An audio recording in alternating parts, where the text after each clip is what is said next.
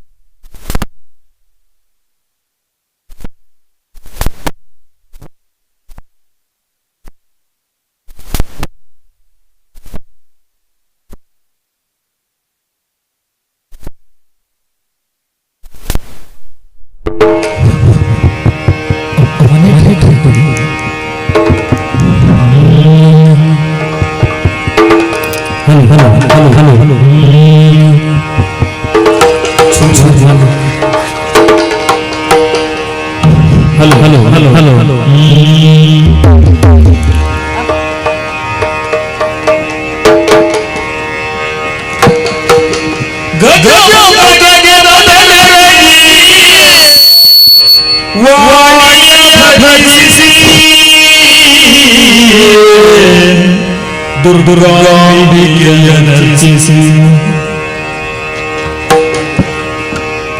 ಅಜಸುರಾಜಗಳಿಗೆ ನಮಿಸುತ್ತ ಗುರುವಿಗೆ ರಘುವ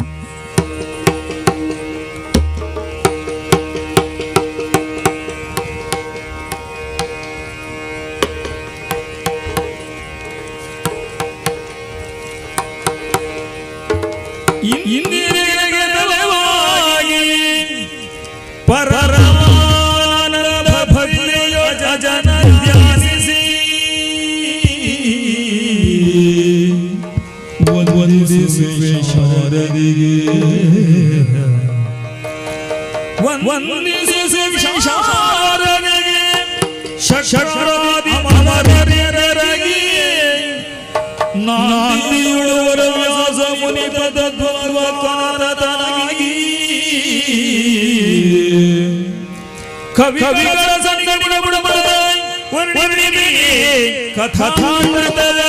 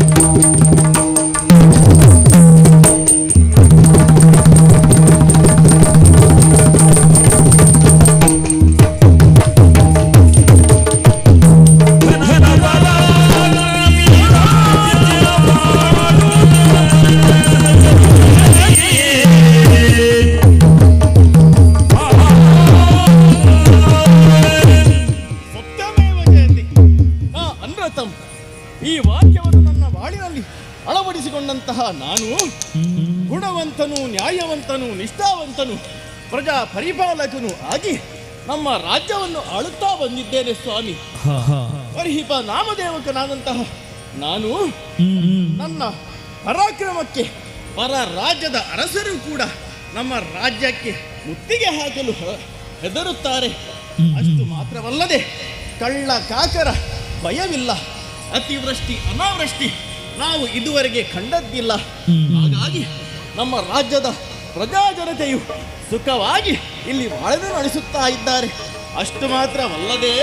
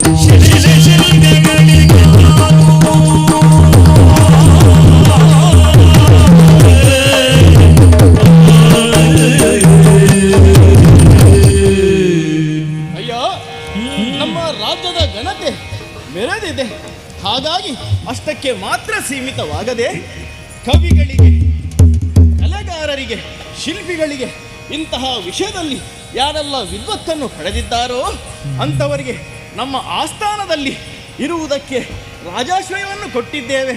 ಹೆಚ್ಚೇಕೆ ನಮ್ಮ ರಾಜಗುರುಗಳಾಗಿದ್ದಂತಹ ಮೃತ್ಯುಂಜಯ ಆಚಾರ್ಯರ ಕಾಲದಲ್ಲಿ ಅವರು 4 ವೇದ 6 ಶಾಸ್ತ್ರಗಳನ್ನು ಪಾರಂಗತ ಮಾಡಿಕೊಂಡಿದ್ದರು. ಅಷ್ಟೇ ಅಲ್ಲ, ಅವರ ಕಾಲ ನಂತರ ಅವರ ಸುಪುತ್ರರಾದಂತಹ ಶ್ರೀಮಂತ ಆಚಾರ್ಯರು ಈಗ ನಮಗೆ ರಾಜಗುರುಗಳು ಆಗಿದ್ದಾರೆ. ಅವರ ಮಾರ್ಗದರ್ಶನದಂತೆ ನಾವು ಈ ರಾಜ್ಯಭಾರವನ್ನು ನಡೆಸುತ್ತಿದ್ದೇವೆ ಸ್ವಾಮಿ. ಎಲ್ಲರೂ ಕೂಡ ಆನಂದದಿಂದ ಇದ್ದಾರೆ. ಆಗಲಿ ಈ ಪ್ರಜೆಗಳ ಅಹವಾಲನ್ನು ಇವತ್ತು ಸ್ವೀಕರಿಸಿದಂತಾಯಿತು. ಹಾಗೆ ಇಂದಿನ ಸಭೆಯನ್ನು ಮುಕ್ತಾಯಗೊಳಿಸಿ ಈ ಸಭೆಯನ್ನು ವಿಸರ್ಜಿಸುತ್ತೇನಂತೆ.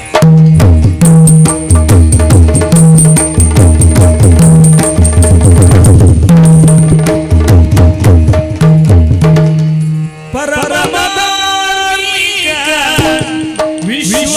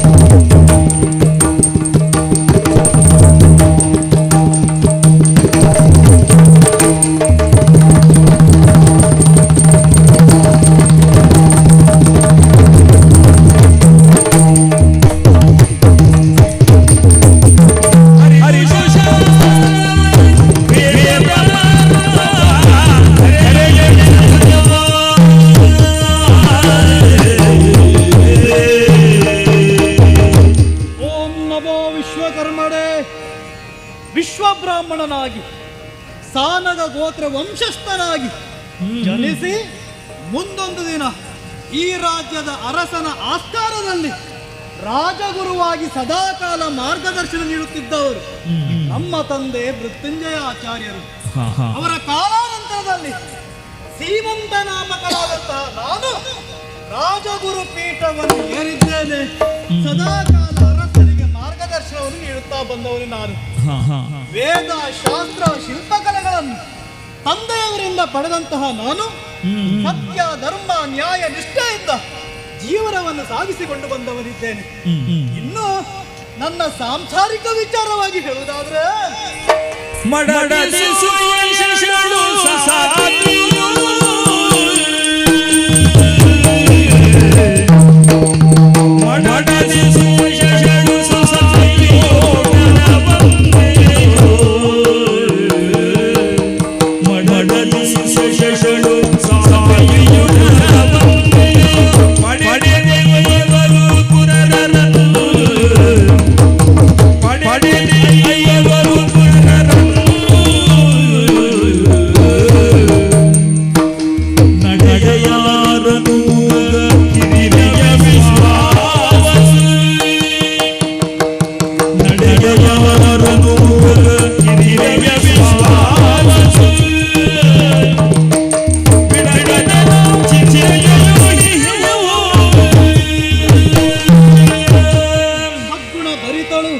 ಸಾಧು ಸ್ವಭಾವದಳು ಆದಂತಹ ಸುಯಶಾಳನ್ನು ಮಡದಿಯನ್ನಾಗಿ ಸ್ವೀಕರಿಸಿದೆ.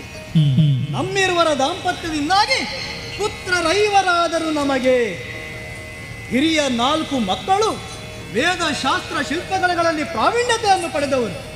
ಸದಾಕಾಲ ನನ್ನ ಸಹಾಯಕ್ಕೆ ಬರುವವರು. ಆದರೆ ಭಗವಂತ ಎಲ್ಲವನ್ನೂ ಕೊಟ್ಟ. ಅದರ ಜೊತೆಯಲ್ಲಿ ಅರಗಿಸಿಕೊಳ್ಳಲಾಗದ ಒಂದು ಕಷ್ಟವನ್ನೂ ಕೊಟ್ಟ. ಮತ್ತೇನೂ ಅಲ್ಲ, ಕಿರಿಯ ಮಗನಾದಂತಹ ವಿಶ್ವಾವಸು ಮಾತನಾಡುವುದಕ್ಕಾಗಲಿ ಅಲ್ಲ ಆಡಿದ ಮಾತನ್ನು ಕೇಳುವುದಕ್ಕಾಗಲಿ ಅಸಾಧ್ಯವಾಗಿಯೇ ಹೋಯಿತು. ಅಷ್ಟು ಮಾತ್ರವಲ್ಲ, ಬಲಹೀನತೆಯಿಂದಾಗಿ ನಡೆದಾಡುವುದಕ್ಕೆ ಅಸಾಧ್ಯವಾಗಿ ಹೋಯಿತು. ಈ ವಿಚಾರವನ್ನು ನೆನೆಯುತ್ತಿದ್ದರೆ ದಿನದಿಂದ ದಿನಕ್ಕೆ ನನ್ನನ್ನು ಬಾಧಿಸುತ್ತಾ ಇದೆ. ಹಾಗೆ ಯೋಚಿಸುವಾಗ ಯಾಕೋ ಏನು ಮನಸ್ಸಲ್ಲಿ ಒಂದು ಸಂಕಲ್ಪವನ್ನು ಮಾಡಿದೆ.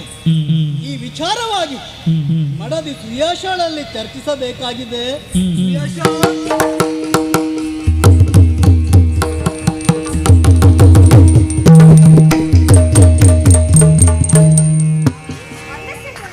ಶುಭವಾಗಲಿ ಹೇಳು ಮಡದಿ. Tanana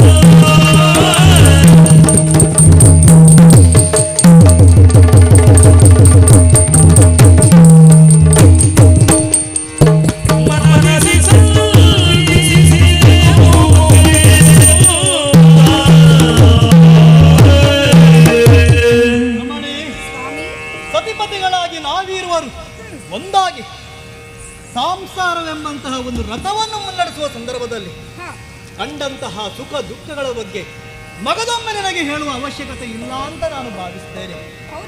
ಕಿರಿಯ ಮಗನಾದಂತಹ ವಿಶ್ವಾವಸು ಅವನನ್ನು ನೆನೆದಾಕ್ಷಣದಲ್ಲಿ ಕ್ಷಣ ಮಾತ್ರದಲ್ಲಿ ಮರಗುವವನು ನಾನು. ದಿನೇ ದಿನೇ ಚಿಂತೆಯಲ್ಲಿ ಬೇಯುತ್ತಿರುವವನು ನಾನು. ಆ ಕಾರಣಕ್ಕಾಗಿ ಅದು ಯಾಕೋ ಏನು ತೀರ್ಥಯಾತ್ರೆಗೆ ತೆರಳಬೇಕು. ತೆರಳಿ ಆ ಪರಮ ಪಾವನ ಮೂರ್ತಿಯಾಗಿರುವಂತಹ ವಿಶ್ವಕರ್ಮನ ಪದಚರಣಕ್ಕೆ ಎರಗಿ ನಮ್ಮ ಕಷ್ಟಗಳನ್ನೆಲ್ಲ ದೂರ ಮಾಡು ಎಂಬುದಾಗಿ ಬೇಡಬೇಕು. ಮಾತ್ರವಲ್ಲ, ನಾನು ಗಳಿಸಿದಂತಹ ಐಶ್ವರ್ಯದಲ್ಲಿ ಕಾಲಾಂಶವನ್ನಾದರೂ ಧರ್ಮ ಕಾರ್ಯಕ್ಕಾಗಿ ವಿನಿಯೋಗಿಸಬಡಬೇಕು ಎಂಬ ಸಂಕಲ್ಪವನ್ನು ಮಾಡಿದವನು ನಾನು. ಸುಯೇಶ, ಈ ಬಗ್ಗೆ ನಿನ್ನ ಅಭಿಪ್ರಾಯ ತಿಳಿಸ್ತೀಯಾ?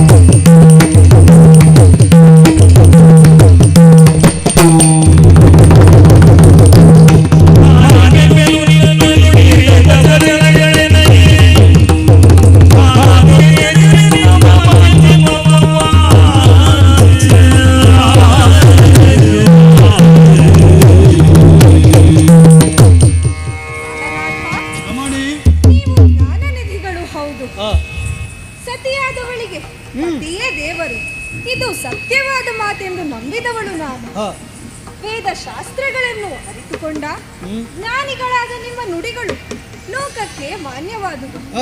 ಹಾಗೆಯೇ ನಿಮ್ಮ ನುಡಿಗಳು ನನಗೆ ವೇದ ವಚನಗಳಿಗೆ ಸಮವಾದುದು ಸ್ವಾಮಿ.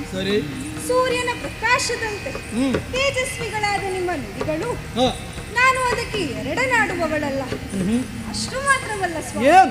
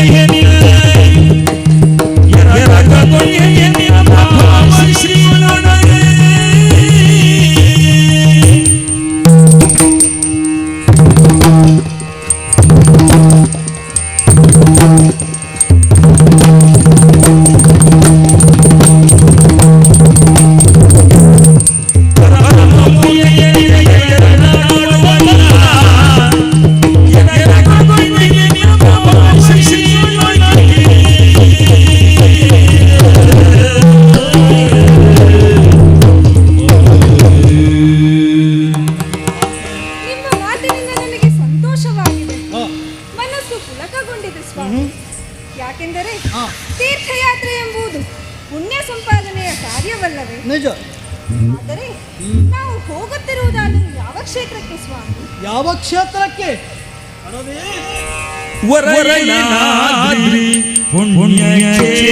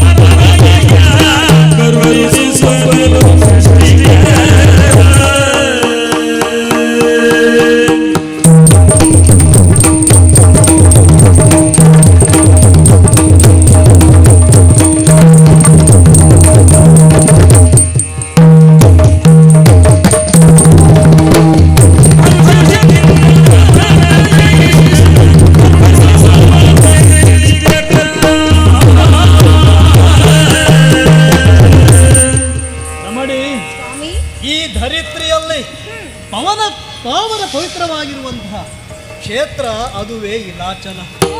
ಆ ಕ್ಷೇತ್ರದಲ್ಲಿ ನೆಲೆಸಿರುವಂತಹ ಪಂಚಮುಖ ಪ್ರಭು ವಿಶ್ವಕರ್ಮ ಅವನ ಪದಚರಣಕ್ಕೆ ಎರಗಿ ನಮ್ಮ ಕಷ್ಟಗಳನ್ನು ದೂರ ಮಾಡು ಎಂಬುದಾಗಿ ಭಿನ್ನವಿಸಿಕೊಂಡೆವಂತಾದರೆ ನಮ್ಮ ಇಷ್ಟ ಸಿದ್ಧಿಯಾಗುವುದರಲ್ಲಿ ಯಾವುದೇ ರೀತಿಯ ಅನುಮಾನವಿಲ್ಲ. ಹಾಗಾಗಿ ವಿಳಂಬಿಸುವುದು ತರವಲ್ಲ. ರಾಜ್ಯ ಕಾರ್ಯಗಳನ್ನು ಹಿರಿಯ ಮಗನಿಗಿತ್ತು, ಮರೆಯ ಕೆಲಸ ಕಲಾಪಗಳನ್ನು ಮಿಕ್ಕುಳಿದ ಮೂವರಿಗಿತ್ತು. ಕಿರಿಯವನಾದ ವಿಶ್ವವಸುವನ್ನು ಹೂಡಿಕೊಂಡು ನಮ್ಮ ಪ್ರಯಾಣ ಇಲಾಚಲಕ್ಕೆ.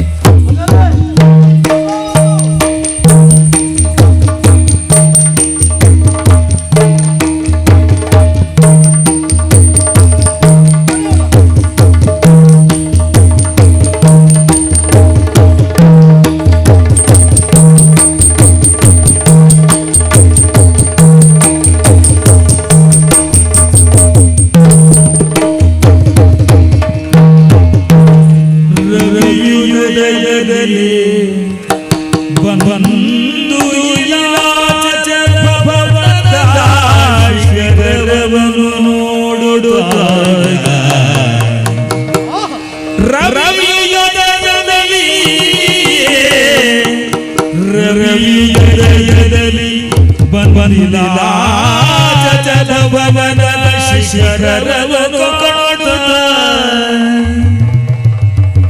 ತವಗನು ರಥ ಹಿಡಿದು ಸುಸರನ ಹೆಗಲಿನಿರಿಸುತ್ತ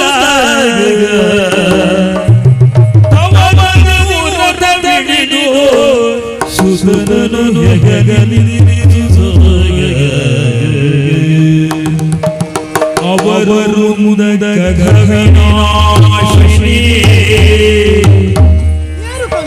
ಅವರು ಮುದದ ಗಗನಾಶಿನಿ ಅಗಗನಾಶಿನಿ ಭವಗಳೆಳುವ ಕುಂಡದಲ್ಲಿ ನಿಂದರು, ಭವಗಳೆಳುವ ಕುಂಡದಲ್ಲಿ ಮಿಂದರರು ಶವದಿ ನಡೆದರು ಮುದಗೊಳ್ಳುಳ ಭರಿಯಲಾಸದಲ್ಲಿ ಶವದಿ ನಡೆದರು ಮುದಗೊಳ್ಳುಳ ಭರಿಯಲಾಸದಲ್ಲಿ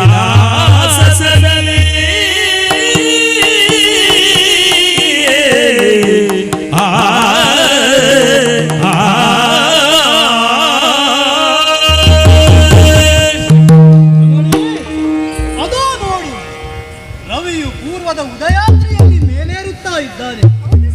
ಸರಿಯಾದ ಸಮಯಕ್ಕೆ ಹಿಮಾಚಲ ಪ್ರದೇಶವನ್ನು ಸೇರಿದವರು ನಾವು. ಆ ದೇವಾಲಯದ ಶಿಖರವನ್ನು ನೋಡು, ಶೋಭಾಯಮಾನವಾಗಿ ಯಾವ ರೀತಿಯಾಗಿ ಕಂಗೊಳಿಸುತ್ತಾ ಇದೆ ಅಲ್ಲವೇ?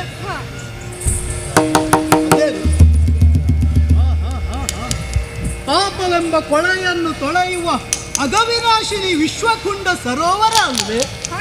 ತಡಮಾಡುವುದಲ್ಲ, ಆ ಸರೋವರಕ್ಕೆ ಇಳಿದು ಸ್ನಾನಾದಿಗಳನ್ನು ಪೂರೈಸಿ ಶುಚಿರ್ಭೂತರಾಗೋಣ, ಆಮೇಲೆ ದೇವಾಲಯಕ್ಕೆ ತೆರಳೋಣ.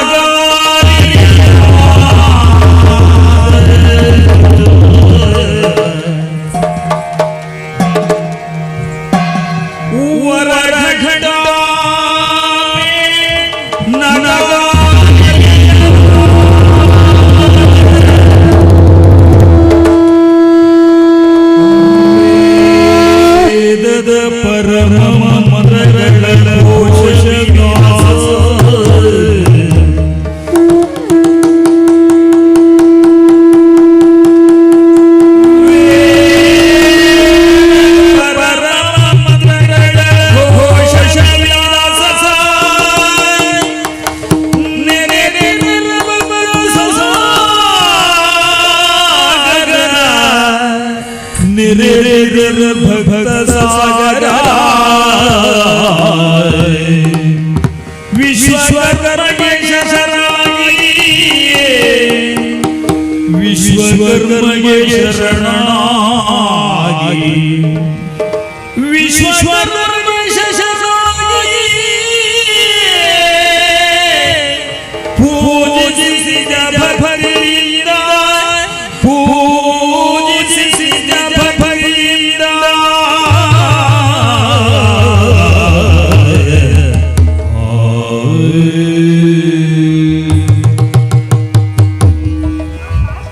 ಪರಮ ಪಾವನವಾದ ದೇಗುಲವನ್ನು ಪ್ರವೇಶಿಸಿದ್ದೇವೆ. ಶಂಖ, ಜಾಗಟೆ, ನಗಾರಿ ಇತ್ಯಾದಿಗಳ ಮಂಗಲವಾದ್ಯ, ಋಷಿಮುನಿಗಳ ಮಂತ್ರಘೋಷ ಎಷ್ಟೊಂದು ಆಹ್ಲಾದಕರವಾಗಿದೆ ಸ್ವಾಮಿ. ಕಬಡ್ಡಿ ತಡಮಾಡುವುದಲ್ಲ, ಅತಿ ವಹಿರದಿಂದ ಚಲಿಸಿ ದೇವಾಲಯವನ್ನು ಸೇರಿ ಆ ಪ್ರಭು ವಿಶ್ವಕರ್ಮರನ್ನು ಕಾಣೋಣ. ಬಾಹಿ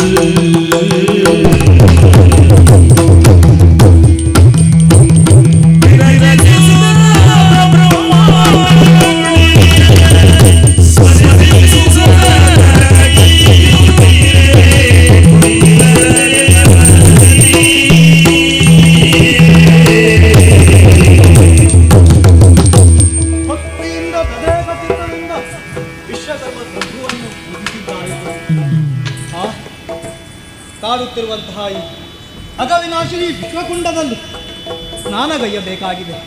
ಸಮಯ ಮೀರ್ತಾ ಇದೆ, ತಡಮಾಡುವುದಲ್ಲ.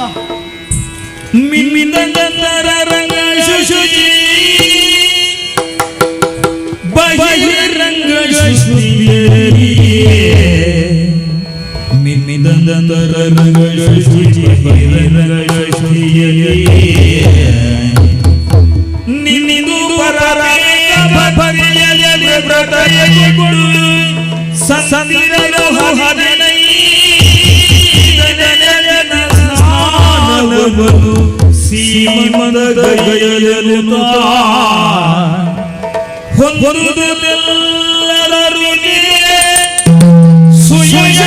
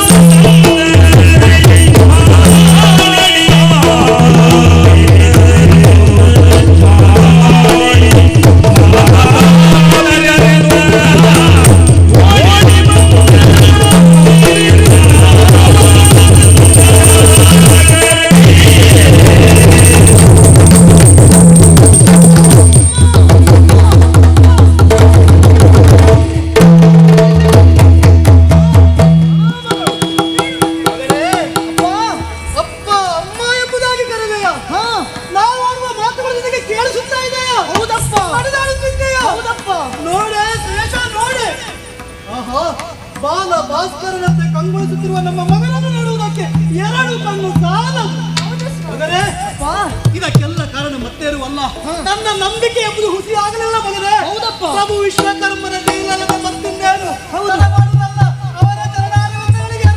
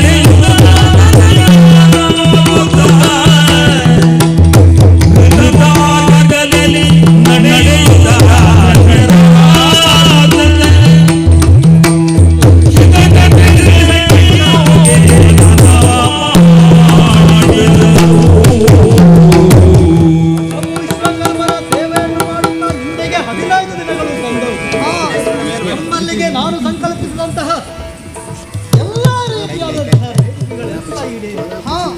ಮಗನೇ, ಅಪ್ಪ, ಅಂತಿಮವಾಗಿ ನಿನ್ನ ಕ್ಷೇಮವಾಯಿತು. ಹೌದು ಕಂದ, ಮತ್ತೇನು ಅಲ್ಲ, ಗ್ರಹಕ್ಕೆ ತೆರಳಿ ನಿನ್ನನ್ನು ಕಾಣುವಂತಹ ಆ ನಾಲ್ವರು ಮಕ್ಕಳು ಸಹೋದರನನ್ನು ಕಂಡು ಅಣ್ಣಂದಿರು ಎಷ್ಟು ಸಂತೋಷ ಪಡಲಿಕ್ಕಿಲ್ಲ. ಹೌದಪ್ಪ, ವೇಷ ತಡ ಮಾಡುವುದಲ್ಲ, ಮಗನನ್ನು ಒಡಗೂಡಿಕೊಂಡು ಗ್ರಹಕ್ಕೆ ತೆರಳೋಣ. ಒಂದು ಮಾತು ಕೇಳಿ ಮಾತಾಡಿದರು ಮನವಿಡು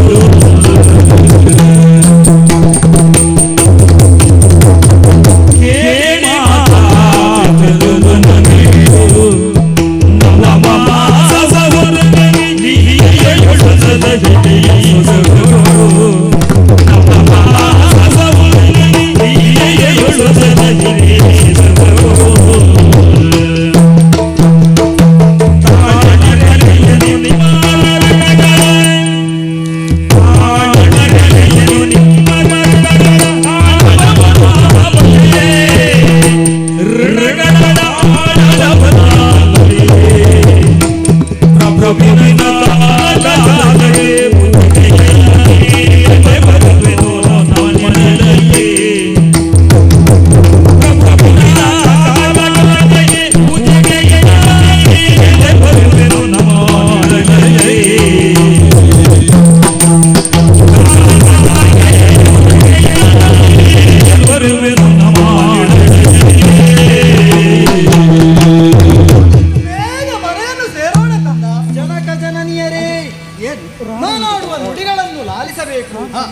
ತಪ್ಪಾಗಿದ್ದಲ್ಲಿ ನನ್ನನ್ನು ಕ್ಷಮಿಸಬೇಕು. ಹೌದಪ್ಪ, ತಾಯಿ ನನ್ನನ್ನು 9 ಮಾಸ ಪರ್ಯಂತ ಹೊತ್ತು ಪೋಷಿಸಿದ್ದಾರೆ, ಸಲಹಿದ್ದಾರೆ. ನಿಜ. ಅಷ್ಟು ಮಾತ್ರವೇ ಅಲ್ಲ, ಜಗತ್ತಿನ ಬೆಳಕನ್ನು ಕಾಣಿಸಿದವರು ನನ್ನ ಮಾತೆಯವರು. ಅಷ್ಟು ಮಾತ್ರವೇ ಅಲ್ಲ, ಅಂಗವಿಕಲನಾಗಿ ಹುಟ್ಟಿದರೂ ಯಾವುದೇ ನ್ಯೂನ್ಯತೆ ಇಲ್ಲದೆ ನನ್ನನ್ನು ಸಾಕಿದ್ದೀರಿ, ಸಲಹಿದ್ದೀರಿ. ನಿಜ. ನಿಮ್ಮ ಆಶೀರ್ವಾದ ಬಲ, ಪ್ರಭು ವಿಶ್ವಕರ್ಮ ದೇವರ ಅನುಗ್ರಹದಿಂದ ನಾನೀಗ ಸ್ವಸ್ಥನಾಗಿದ್ದೇನೆ. ಹಾಗಾಗಿ ನಿಮ್ಮ ಋಣವನ್ನು ನನಗೆ ಜನ್ಮ ಜನ್ಮಾಂತರದಲ್ಲಿಯೂ ತೀರಿಸಲಾಗದು. ಆದರೆ ನಿಮ್ಮನ್ನು ನಾನು ಮರೆಯುವವನಲ್ಲ. ಆದರೆ ಒಂದು ಮಾತು, ವಿಶ್ವಕರ್ಮನಿಂದಲೇ ನಾನಿಂದು ಸ್ವಸ್ಥನಾಗಿದ್ದೇನೆ. ಹಾಗಾಗಿ ವಿಶ್ವಕರ್ಮ ದೇವನ ಸೇವೆಯನ್ನು ಕೈಯುವ ಮನ ನನಗೆ ಉಂಟಾಗಿದೆ. ನೀವು ಸಮ್ಮತಿಸಿದರೆ ಮಾತ್ರ ನಾನಿಲ್ಲಿದ್ದು ದೇವರ ಸೇವೆಯನ್ನು ಮಾಡಿ ನಂತರ ನಿಲಯಕ್ಕೆ ಬರುತ್ತೇನೆ.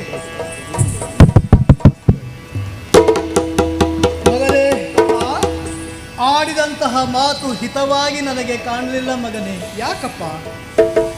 ಅದರ ಒಂದು ಪ್ರಭು ವಿಶ್ವಕರ್ಮನ ಪೂರ್ಣ ಅನುಗ್ರಹ ನಿನ್ನ ಮೇಲಾಗಿದೆ ಎಂಬುದರಲ್ಲಿ ಯಾವುದೇ ರೀತಿಯಾದಂತಹ ಅನುಮಾನವೇ ಇಲ್ಲ. ಆ ಕಾರಣಕ್ಕಾಗಿ ಅಲ್ಲವೇ ಎಲ್ಲ ಕ್ಷೇಮವಾದದ್ದು ನಿನಗೆ ಎಂಬ ಕಾರಣಕ್ಕೆ ಇರಲಿ ಮಗನೇ. ನಿನ್ನ ಸಂಕಲ್ಪಕ್ಕೆ ನಾನು ಅಡ್ಡಿ ಬರುವುದಿಲ್ಲ. ಇದು ನೀನು ಸಂಕಲ್ಪಿಸಂತೆ ಆಗಲಿ. ನಿನ್ನನ್ನು ಇಲ್ಲಿಯೇ ಬಿಟ್ಟು ನಾವು ನಮ್ಮ ಗ್ರಹವನ್ನು ಸೇರುತ್ತೇವೆ. ಜಾಗ್ರತೆ ಮಗನೇ. ಆಶೀರ್ವಾದ ಬರುವಿಗೆ ನಿರೀಕ್ಷೆಯಲ್ಲಿ ನಾನಿರುತ್ತೇನೆ.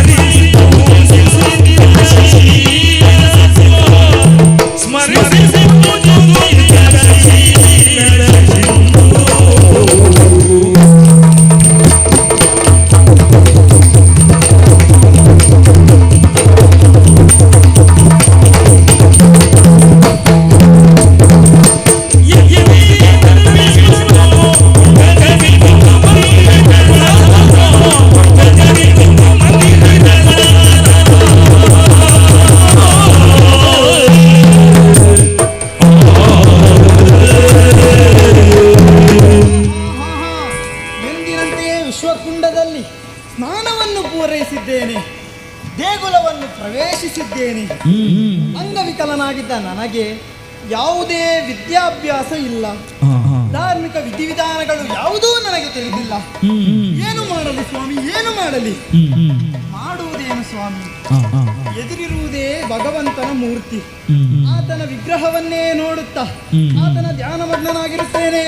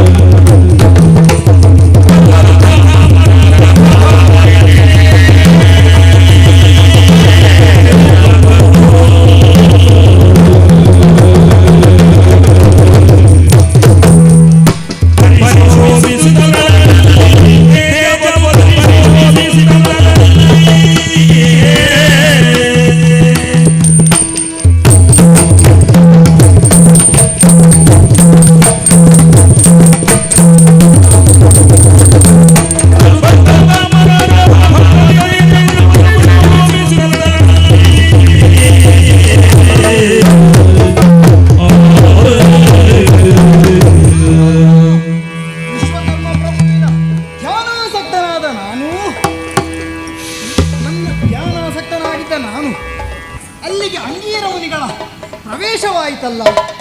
ಅವರು ನನ್ನನ್ನು ನೋಡಿ ಗಾಯತ್ರಿ ಮಂತ್ರದ ಉಪದೇಶವನ್ನು ಮಾಡಿದ್ದಾರೆ. ಗಾಯತ್ರಿ ಮಂತ್ರವನ್ನು 40 ಲಕ್ಷ ಸಂಖ್ಯೆ ಪಠಿಸಿದ್ದೇನೆ. ಅದರ ಪ್ರಭಾವದಿಂದ ದಿವ್ಯ ತೇಜಸ್ಸನ್ನು ಪಡೆದೆ. ಇದನ್ನು ಗಮನಿಸಿದ ನಮ್ಮ ಗುರುಗಳು ಏನು ಮಾಡಿದರು?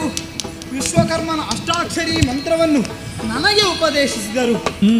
ಇನ್ಯಾಕೆ ತಡ ಸ್ವಾಮಿ, ಇಂತಹ ಯೋಗ ಯಾರಿಗುಂಟು ಯಾರಿಗಿಲ್ಲ. ಇನ್ನು ತಡ ಮಾಡುವುದಲ್ಲ, ಅಷ್ಟಾಕ್ಷರಿ ಮಂತ್ರವನ್ನು ಪಠಿಸುತ್ತಾ ವಿಶ್ವಕರ್ಮನ ನಾಮಸ್ಮರಣೆಯನ್ನು ಮಾಡುತ್ತೇನೆ.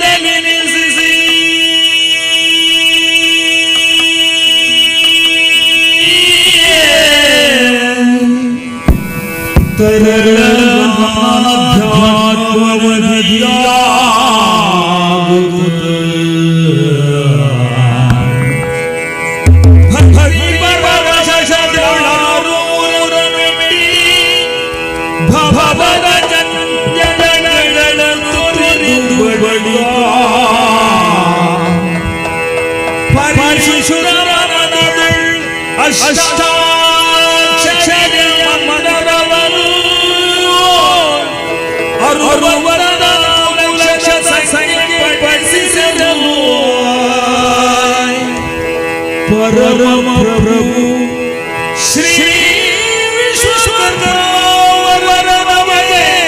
ತಾನಿದೆ ಪ್ರತ್ಯಕ್ಷ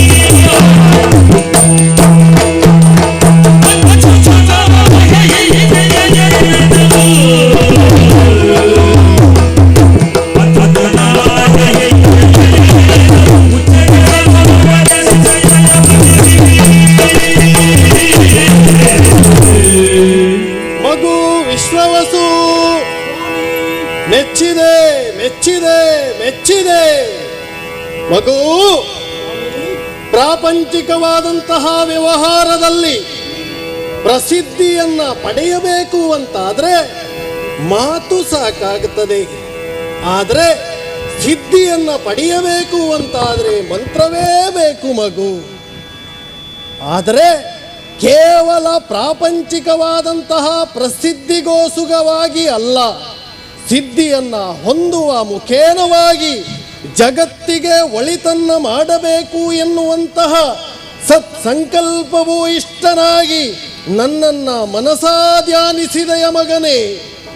ಮಗು ವಿಶ್ವವಸು, ನನ್ನದ್ದಾದಂತಹ ಅಷ್ಟಾಕ್ಷರಿ ಮಂತ್ರವನ್ನ ಯಾರು ಜಪಿಸ್ತಾರೋ ಅವರ ಮನದ ಕ್ಲೇಶ ಕಳೆದು ಬದುಕು ಬೆಳಕಾಗುತ್ತದೆ. ಅಂತಹ ನನ್ನ ಅಷ್ಟಾಕ್ಷರಿ ಮಂತ್ರವನ್ನ 64 ಲಕ್ಷ ಬಾರಿ ಜಪಿಸುವ ಮುಖೇನವಾಗಿ ಆ ಮಂತ್ರವನ್ನೇ ಸಿದ್ಧಿಸಿಕೊಂಡೆಯ ಮಗನೇ. ಸಂತೋಷವಾಯಿತು. ನಿನ್ನಂತಹ ಸುಶೀಲನು ಸಚ್ಚಾರಿತ್ರ್ಯವಂತನೂ ಆದಂತಹ ವ್ಯಕ್ತಿ ತದೇಕ ಚಿತ್ತದಿಂದ ತದೇಕ ಭಕ್ತಿಯಿಂದ ನನ್ನನ್ನು ಅರ್ಚಿಸಿ ಮೆಚ್ಚಿಸಿದ ಕಾರಣ ನಿನ್ನ ಮುಂಭಾಗದಲ್ಲಿ ಮೈದೋರಿ ನಿಂತಿದ್ದೇನೆ. ನಿನ್ನ ಮನೋಭಿಲಾಷೆ ಏನುಂಟು ಅದನ್ನು ಅರುಹಿದೆ ಅಂತಾದರೆ ಅಚ್ಯುತನಾದಂತಹ ನಾನು ನಿನ್ನ ಇಚ್ಛೆಯನ್ನ ಚ್ಯುತಿ ಬಾರದ ರೀತಿಯಲ್ಲಿ ಈಡೇರಿಸ್ತೇನೆ. ಏನು ಬರಬೇಕು ಮಗನೇ, ಏನು ಬರಬೇಕು?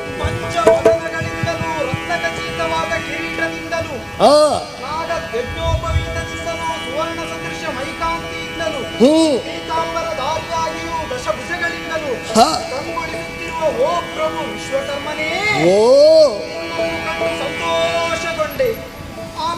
ಆನಂದಾತಿರೇಕದಿಂದ ನನ್ನ ಕಣ್ಣುಗಳಿಂದ ಆನಂದ ಬಾಷ್ಪವೇ ಸುರಿಯುತ್ತಿದೆ.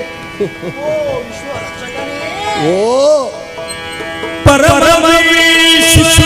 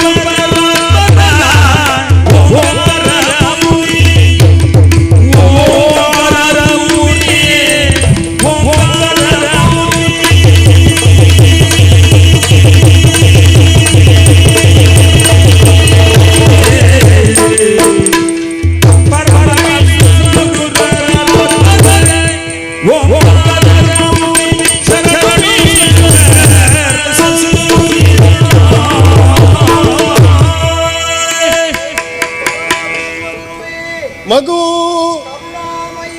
ಓ ನಿನ್ನ ಅನುಗ್ರಹದಿಂದ ಸಂತೋಷಗೊಂಡೆ ಸ್ವಾಮಿ, ಧನ್ಯನಾದೆ. ನಮೋ ನಮಃ. ಪ್ರಭುವೇ, ಮಗು ಉನ್ನತಾಂಗ ನೀನು ಪೂರ್ಣಾಂಗನಾದ ನನ್ನನ್ನು ಉನ್ನತಾಂಗನಾಗುವಂತೆ ಸಲಹಿದ್ದೀರಿ, ಕೊರೆದಿದ್ದೀರಿ. ನಿಮ್ಮ ಸದಾ ಕೃಪೆ ನನ್ನ ಮೇಲಿರಲಿ ಸ್ವಾಮಿ. ನನ್ನ ಜೀವನವೇ ಸಾರ್ಥಕವಾಯಿತು. ಇನ್ನು ಮುಂದೆ ನನ್ನ ಮಾತಾಪಿತರ ಸೇವೆಯನ್ನು ಮಾಡುವ ಅನುಗ್ರಹವನ್ನು ನೀಡು. ಮಗು ಕರುಣಿದೆ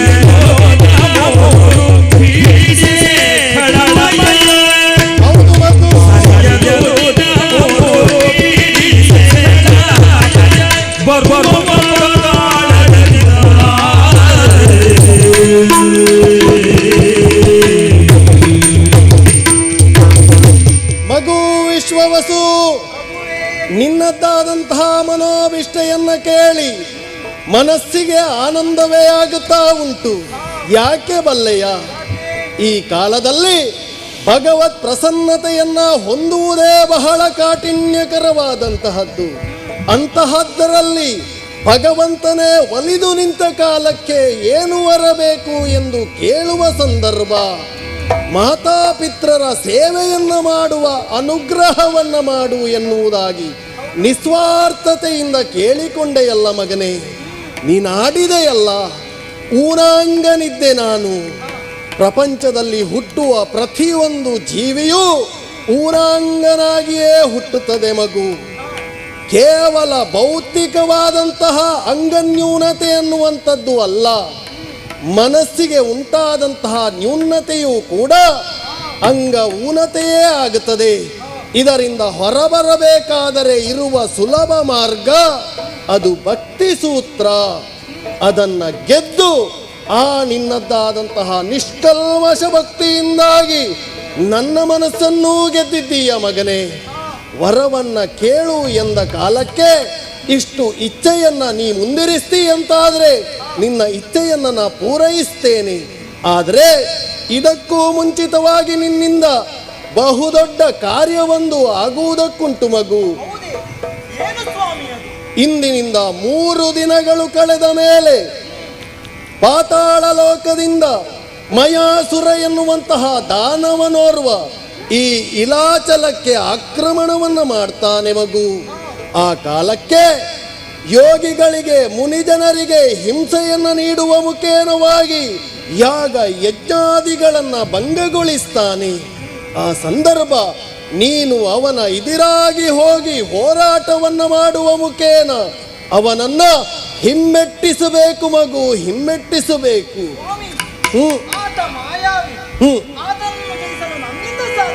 ಸಾಧ್ಯ ಉಂಟು ಮಗು. ಗಾಯತ್ರಿ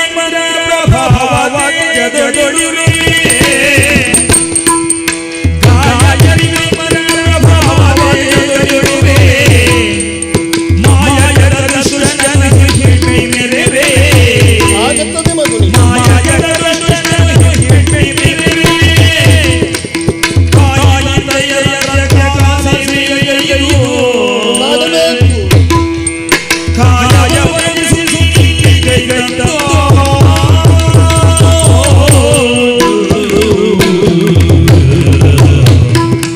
ಮಗು, ಪ್ರಪಂಚದಲ್ಲಿ ಅಸಾಧ್ಯವಾದುದೆನ್ನುವುದು ಇಲ್ಲವೇ ಇಲ್ಲ. ಮನಸ್ಸಿದ್ದರೆ ಮಾರ್ಗವೊಂದು ತೆರೆದುಕೊಳ್ಳುತ್ತದೆ. ನಿನ್ನಲ್ಲಿರುವಂತಹ ಶಕ್ತಿಯಂತಹದ್ದು ಎನ್ನುವ ಪರಿವು ನಿನಗಿಲ್ಲ ಮಗು. ನೀ ಹೊಂದಿದಂತಹ ಗಾಯತ್ರಿ ಮಂತ್ರದ ಬಲುಮೆಯನ್ನ ನೀ ತಿಳಿದುಕೊಳ್ಳಬೇಕು. ಯಾಕೆ? ಯಾರು ತಮ್ಮ ಬದುಕಿನಲ್ಲಿ ಉತ್ಕರ್ಷೆಯನ್ನ ಬಯಸಿ ಮುನ್ನಡಿಯನ್ನ ಇಡ್ತಾರೆಯೋ ಅಂಥವರ ಬದುಕಿಗೆ ಒದಗಬಹುದಾದಂತಹ ದುರಿತಗಳನ್ನು ದೂರಗೊಳಿಸಿ ಅವರಿಗೆ ರಕ್ಷೆಯನ್ನ ಕೊಡುವ ಮಹಾಮಂತ್ರವೇ ಗಾಯತ್ರಿ ಮಂತ್ರ. ಗಾಯಂತಂ ತ್ರಾಯತೆ ಇತಿ ಗಾಯತ್ರಿ.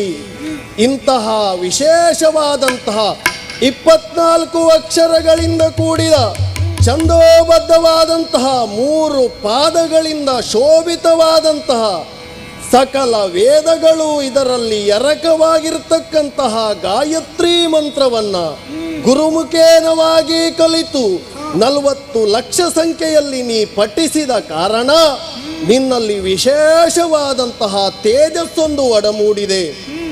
ಹಾಗಾಗಿ ಆ ರಾಕ್ಷಸನ ಬಲ ನಿನ್ನ ತೇಜಸ್ಸಿನ ಮುಂದೆ ಕ್ಷೀಣವಾಗುತ್ತದೆ ಮಗು. ನಿನ್ನಿಂದ ಸಾಧ್ಯ ಆಗುತ್ತದೆ. ಆ ರಾಕ್ಷಸನನ್ನ ಕೊಂದೆ ಅಂತ ಆದ್ರೆ ಅಥವಾ ಹಿಮ್ಮೆಟ್ಟಿಸಿದೆ ಅಂತಾದ್ರೆ ಇಲಾಚಲದ ಜನರ ಭಕ್ತಿ ನಿನ್ನ ಮೇಲೆ ಮೂಡುತ್ತದೆ. ಹಾಗೆ ಅವರು ನಿನ್ನನ್ನ ಎತ್ತರದ ಸ್ಥಾನದಲ್ಲಿ ಇರಿಸ್ತಾರೆ. ಅದಾದ 7 ದಿನಗಳ ಬಳಿಕ ನೀನು ನಿನ್ನ ತಂದೆ ತಾಯಿಯರಿದ್ದಲ್ಲಿಗೆ ತೆರಳಬೇಕು. ಅವರಿಗೆ ನಿನ್ನ ಅವಶ್ಯಕತೆ ಆ ಕಾಲಕ್ಕೆ ಒದಗಿ ಬರ್ತದೆ. ಕೊನೆಯ ಕಾಲದವರೆಗೆ ಅವರ ಸೇವೆಯನ್ನ ಮಾಡುವ ಮುಖೇನವಾಗಿ ಮರಳಿ ಇದೇ ಕ್ಷೇತ್ರಕ್ಕೆ ನೀ ಬರಬೇಕು ಮಗು. ಬಂದು ನಿನ್ನದ್ದಾದಂತಹ ಸತ್ಯಸಂಧತೆಯಿಂದ ಬದುಕನ್ನ ಸಾಧಿಸುವ ಮುಖೇನವಾಗಿ ಸುಜ್ಞಾನ ವಾಹಿನಿಯನ್ನ ಪ್ರಪಂಚ ಮುಖಕ್ಕೆ ಪಸರಿಸ್ತಾ ನಿನ್ನದ್ದಾದಂತಹ ನಶ್ವರವಾದ ಈ ಶರೀರವನ್ನ ಕಳೆಯಬೇಕು. ಆಮೇಲೆ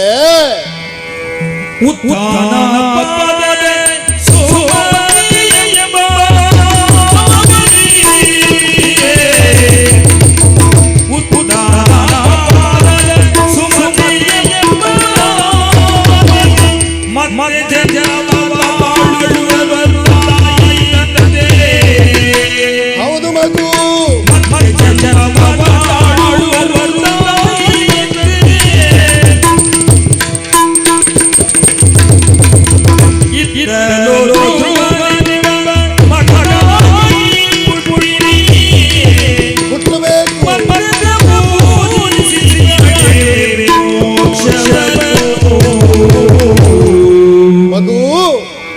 ನಿನ್ನ ಮೇಲೆ ಅತಿಯಾದ ವಾತ್ಸಲ್ಯವನ್ನ ಹೊಂದಿದಂತಹ ನಿನ್ನ ತಂದೆ ತಾಯಿಯರು ಮುಂದಿನ ಜನ್ಮದಲ್ಲಿ ಉತ್ತಾನವಾದ ಸುನೀತೆಯರಾಗಿ ಜನ್ಮವನ್ನ ತಳೀತಾರೆ. ಅವರಿಗೆ ಮಗನಾಗಿ ಧ್ರುವನೆಂಬ ವಿಧಾನದಿಂದ ನೀನೂ ಹುಟ್ಟುತ್ತಿ ಮಗು. ಆ ಕಾಲಕ್ಕೆ ನನ್ನದ್ದೇ ಆದಂತಹ 12 ಮಂತ್ರವನ್ನ ಜಪಿಸುವ ಮುಖೇನವಾಗಿ ಪ್ರಪಂಚದಲ್ಲಿ ಭಕ್ತಿಯ ಪಾಠವನ್ನ ಸಾರುವ ಮುಖೇನ ಪ್ರಪಂಚ ವಿಖ್ಯಾತಿಯನ್ನ ಪಡೆದು ನಿನ್ನ ಬದುಕೆ ಚರಿತ್ರೆಯಾಗಿ ಧ್ರುವ ಚರಿತ್ರೆಯಾಗಿ ಕಾಣಿಸಿಕೊಳ್ಳುವುದಕ್ಕುಂಟು. ಹಾಗಾಗಿ ನಿನ್ನ ಮೇಲೆ ನನ್ನ ಅನುಗ್ರಹ ಸದಾಕಾಲ ಇರ್ತದೆ. ನಾ ಹೇಳಿದಂತೆ ನಡಿಮಗು, ನಿನಗೆ ಶ್ರೇಯಸ್ಸಾಗಲಿ, ಒಳಿತಾಗಲಿ, ಒಳಿತಾಗಲಿ.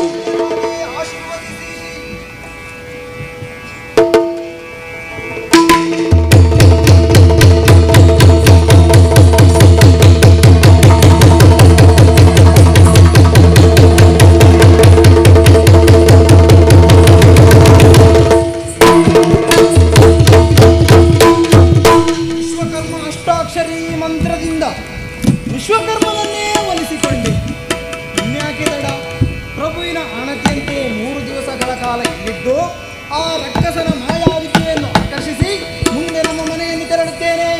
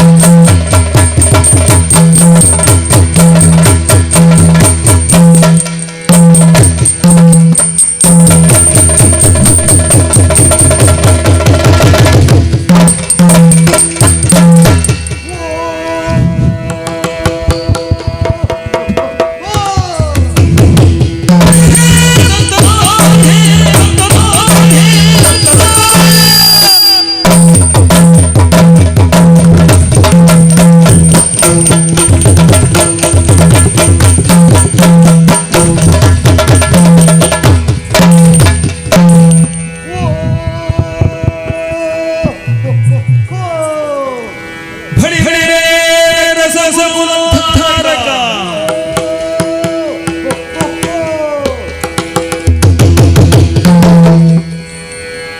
ಮಯ ಸುರನಿಗೆ ಕೇಳಿದ್ದೇವೆ. ಹಾ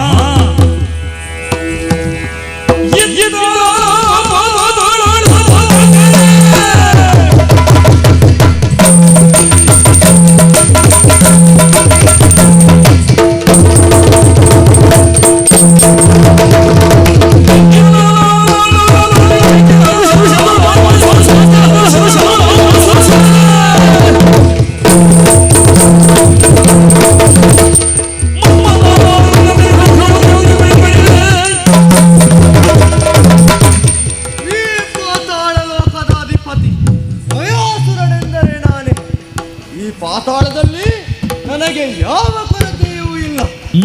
ಮೂರು ಲೋಕದಲ್ಲಿ ನನ್ನ ಹೆಸರು ಕೇಳಿದರೆ ಗಡಗಡನೆ ನಡುಗುತ್ತಾರೆ. ಅದರಿಂದ ವೈಭವದಿಂದ ಓಲಗವನ್ನಿತ್ತಿದ್ದೇನೆ. ಆದರೆ ಆ ದೇವತೆಗಳು ಮತ್ತು ಮನುಷ್ಯರು ಅವರನ್ನು ಯೋಚಿಸುವಾಗ ಸಿಟ್ಟುಗಳು ಎತ್ತಿಗೇರುತ್ತದೆ. ಮಾನವರು ಯಾಗ ಯಜ್ಞಗಳನ್ನು ಮಾಡಿ ಆ ದೇವತೆಗಳಿಗಾಗಿ ವಿಭಾಗವನ್ನು ಸಲ್ಲಿಸುತ್ತಾರೆ. ಅದರಿಂದ ದೇವತೆಗಳು ಕುಪ್ಪಿ ನಮ್ಮೇ ದಾನವರನ್ನು ದ್ವೇಷಿಸುತ್ತಾರೆ. ಅದಕ್ಕಾಗಿ ಯಾಗ ಯಜ್ಞಗಳನ್ನು ನಿಲ್ಲಿಸಬೇಕು. ಅದಕ್ಕಾಗಿ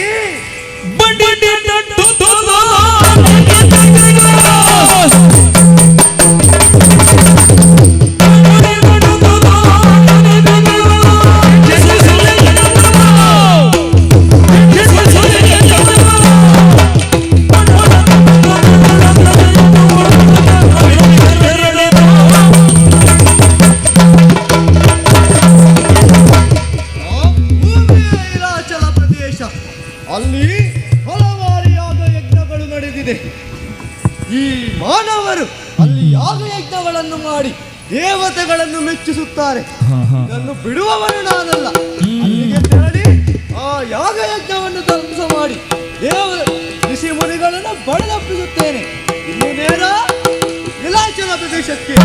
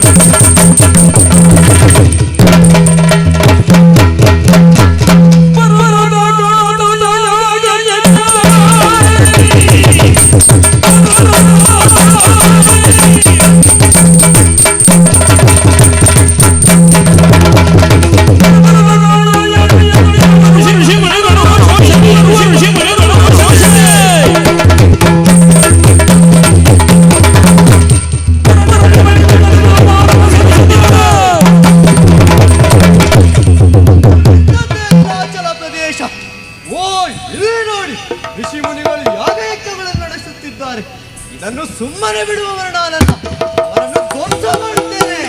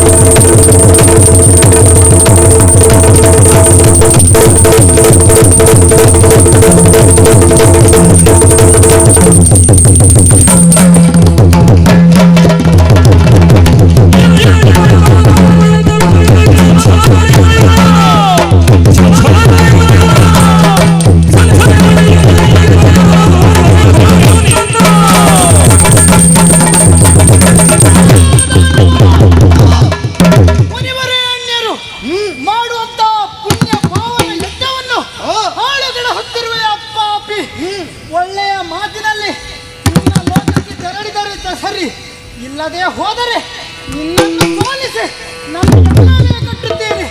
ಯಾರು ನೀನು? ಎಲ್ಲಿಂದ ಬಂದೆ?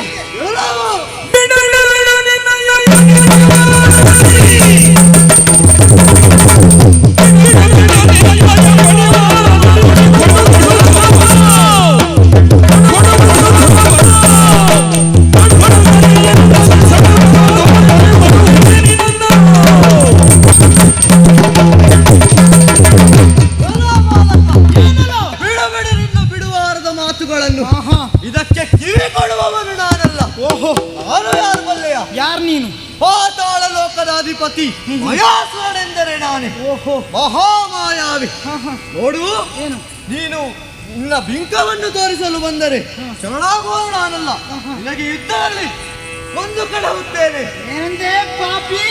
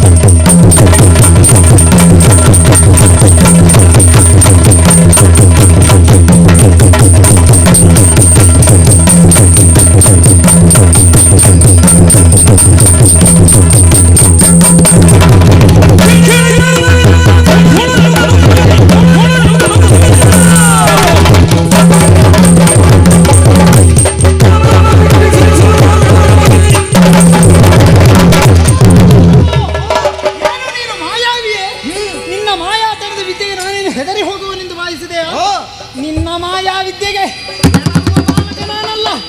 ಒಳ್ಳೆ ಮಾತಿನಲ್ಲಿ ನಿನಗೆ ಒಳ್ಳೆಯದು.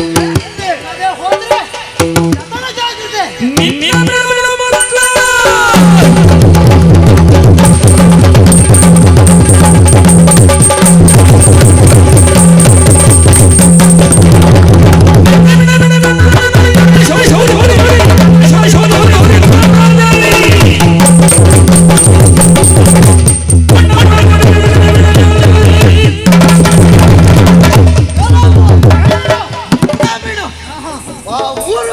ಪರಶಿವನು ಬಂದರೂ ನಾನು ಬಿಡುವವನಲ್ಲ.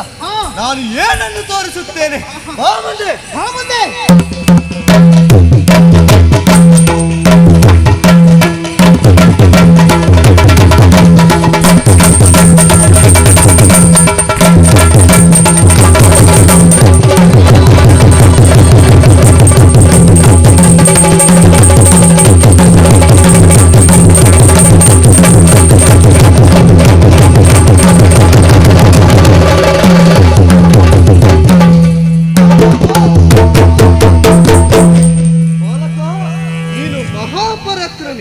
ಮಹಾ ತೇಜಸ್ವಿ ಶರಣಾಗಿದ್ದೇನೆ.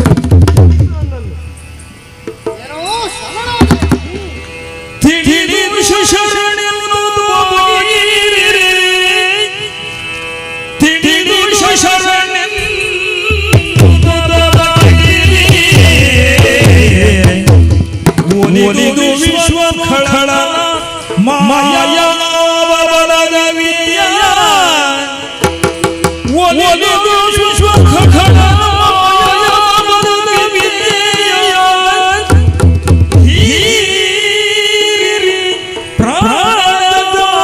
ಪ್ರಾಣದಾನವನು ಕೊಟ್ಟೆ.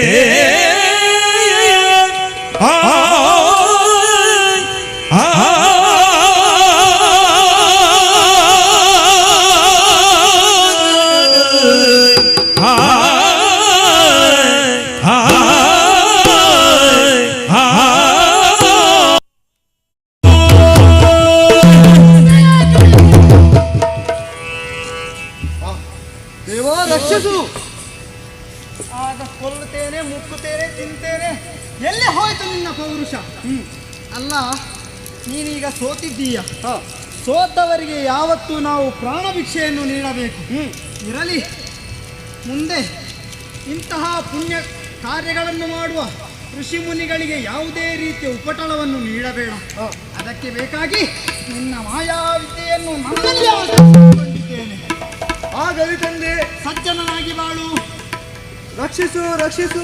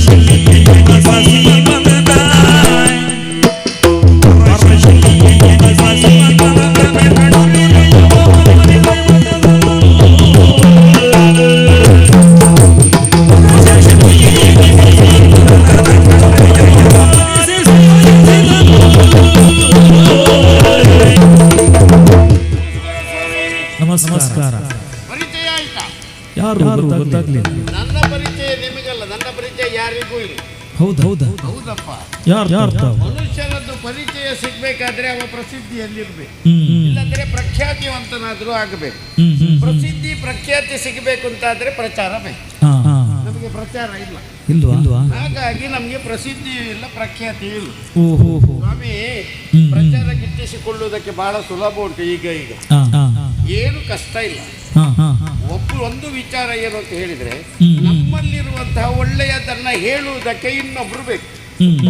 ಒಳ್ಳೆ ವಿಚಾರ ನಮ್ಮ ಬಗ್ಗೆ ಇನ್ನೊಬ್ರು, ಅವನಲ್ಲಿ ಒಳ್ಳೇದುಂಟು, ಒಳ್ಳೆ ವಿಚಾರ ಉಂಟು, ಒಳ್ಳೆ ಪಾಂಡಿತ್ಯ ಉಂಟು ಅಂತ ಹೇಳಿಕೊಳ್ಳುವ ಜನ ಬೇಕು, ಆಗ ಪ್ರಚಾರ ಸಿಗ್ತದೆ. ಇನ್ನೊಂದು ವಿಧಾನ ಉಂಟು, ನಮ್ಮಲ್ಲಿ ಇಲ್ಲದನ್ನು ನಾವೇ ಹೇಳಿಕೊಳ್ಳು.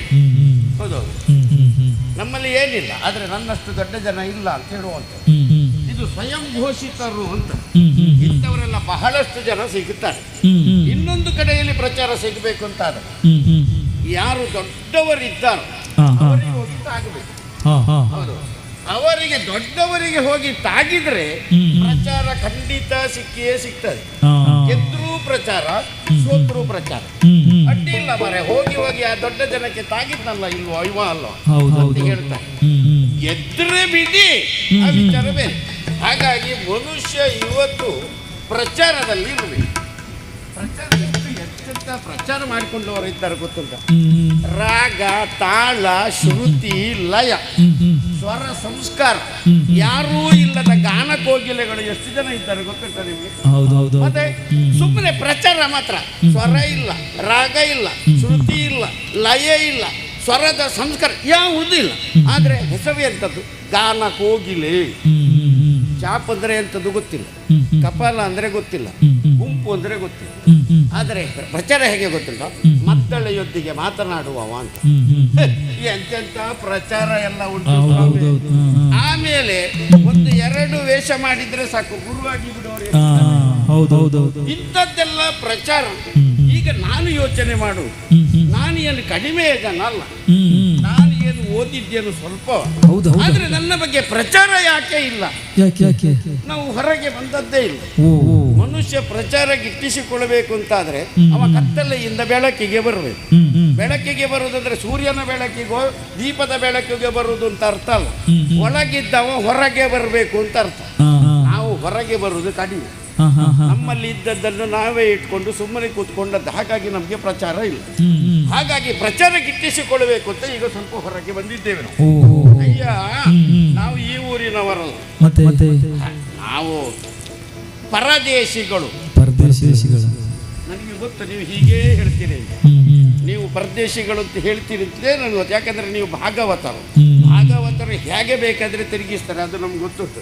ಸ್ವಾಮಿ, ಪರದೇಶಿಗಳು ಅಂದ್ರೆ ಬೇರೆ, ಪರದೇಶಿಗಳು ಅಂದ್ರೆ ಬೇರೆ. ನೋಡಿ, ನಮ್ಮ ಭರತ ಖಂಡದಲ್ಲಿ 56 ದೇಶ ಅಂತ. ಭಾರತ ಖಂಡವನ್ನು 56 ಭಾಗ ಮಾಡಿದ್ದಾರೆ. ಅದನ್ನು 56 ದೇಶ ಅಂತ ಹೇಳು. ಹಾಗಾಗಿ ನಾನು ಈ ದೇಶದವ ಅಲ್ಲ, ಪರದೇಶದವ, ಪರಕೀಯ ಅಂತ ಹೇಳಿದ್ದು. ಮತ್ತೆ ಪರದೇಶಿ ಅಂದ್ರೆ ಅದರ ಅರ್ಥವೇ ಬೇರೆ. ಊಟಕ್ಕೆ ಗತಿ ಇಲ್ಲದವ, ಊರು ತಿರುಗಿಕೊಂಡು ಹೊಟ್ಟೆ ತುಂಬಿಸುವ ಅಂತ ಅದರ ಅರ್ಥ. ಸ್ವಾಮಿ, ಅಂತದ್ದಲ್ಲ. ನನ್ನಲ್ಲಿ ಏನು ಅಂತ ಕೇಳಿ, ಆಗ ನಾನು ಹೇಳಿದಲ್ವ, ಇಲ್ಲದನ್ನು ನಾವೇ ಹೇಳುವುದು ಅಂತ. ಇದು ಹಾಗೆ ಅಂತ ಭಾವಿಸಬೇಡಿ, ಹಾಗಲ್ಲ ಅದು. ನಾನು ಸತ್ಯವನ್ನು ಹೇಳ್ತಾ ಇದ್ದೇನೆ ಈಗ. ಸ್ವಾಮಿ, 4 ವೇದ, 6 ಶಾಸ್ತ್ರ, 18 ಪುರಾಣ, ಇನ್ನೇನು ಬೇಕಾ? ಏನೆಲ್ಲ ಓದಲಿಕ್ಕೆ ಆಗ್ತದೆ ಎಲ್ಲವನ್ನು ಓದಿದವ ನಾವು. ಓದಿ ತಿಳ್ಕೊಂಡ ಮಹಾಪಂಡಿತ. ಹೌದೌದು, ಹೆಸರೇ ನಂದು ಧೀಮಂತ. ಹೌದು, ಧೀಮಂತ ಪಂಡಿತ ಅಂತ ನನಗೆ ಕರೆಯುದು ಜನ. ಅಯ್ಯ, ನಾನು ಕಲ್ತದ್ದು ಅಂದ್ರೆ ಏನು? ಬಹಳ ಕಡೆಯಲ್ಲೆಲ್ಲ ಊರು ಸುತ್ತಾಡಿಕೊಂಡು ಬಂದೆ. ನನ್ನಲ್ಲಿರುವಂತಹ ವಿದ್ವತ್ತನ್ನ ಪ್ರದರ್ಶಿಸಬೇಕು ಅಂತ. ಇಲ್ಲಿ ಅವಕಾಶ ಸಿಕ್ಕಿದ್ದು ಕಡಿಮೆ. ಅವಕಾಶ ಸಿಕ್ಕಲ್ಲಿ ಮಾತ್ರ ನಾವು ಗೆದ್ದದ್ದು ಬಿಟ್ರೆ ಸೋತದ್ದೆಲ್ಲಿ ಇಲ್ಲ. ಆದ್ರೆ ಅವಕಾಶ ಯಾಕೆ ಕಡಿಮೆ ಅಂತ ಹೇಳಿದ್ರೆ, ನಾವು ಹೋಗಿ ನಿಂತ ಕೂಡಲೇ ನನ್ನ ಎದುರಲ್ಲಿ ಸ್ಪರ್ಧೆಗೆ ನಿಲ್ಲೋರು ಒಬ್ರು ಇಲ್ಲ. ನನಗೆ ಕಂಡದ್ದೇ ಇಲ್ಲ, ಇದುವರೆಗೆ ಸಿಕ್ಕಿದ್ದಿಲ್ಲ. ಹೀಗೆ ನಮ್ಮ ಪಾಂಡಿತ್ಯವನ್ನು ಪ್ರದರ್ಶನ ಮಾಡಬೇಕು. ಒಂದು ಈ ಪ್ರಪಂಚದಲ್ಲಿ ಪ್ರಖ್ಯಾತಿಯನ್ನು ಪಡಿಬೇಕು, ಪ್ರಚಾರಕ್ಕೆ ಬರಬೇಕು ಅಂತೇಳಿ ಹೊರಟು ಬಂದವ ನಾನು. ಅಯ್ಯ ಈಗ ಈ ಪುರಕ್ಕೆ ಬಂದಿದ್ದೆ. ಒರ್ಹಿಪ ಏನೋ ಅವನು ಅರಸರಂತೆ. ಈ ಪುರಕ್ಕೆ ಬಂದು ನೋಡುತ್ತೇನೆ, ಒಂದು ವಿಶೇಷ ಉಂಟಲ್ಲ.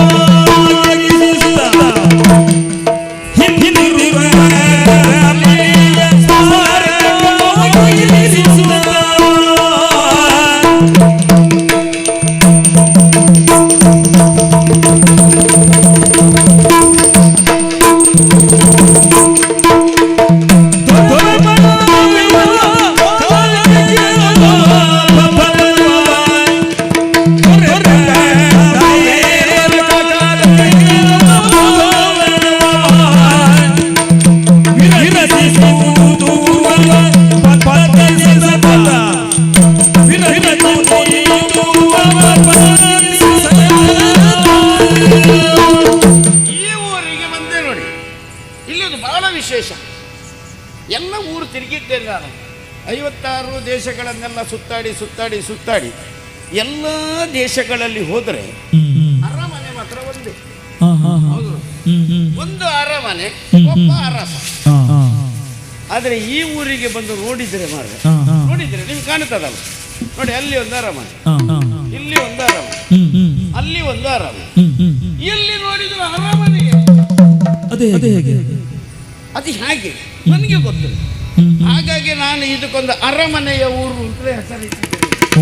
ಹೌದು, ಅರಮನೆಗಳ ಊರು ಇದು ಅಂತ ಕೇಳಿದೆ ಜನರಲ್ಲಿ.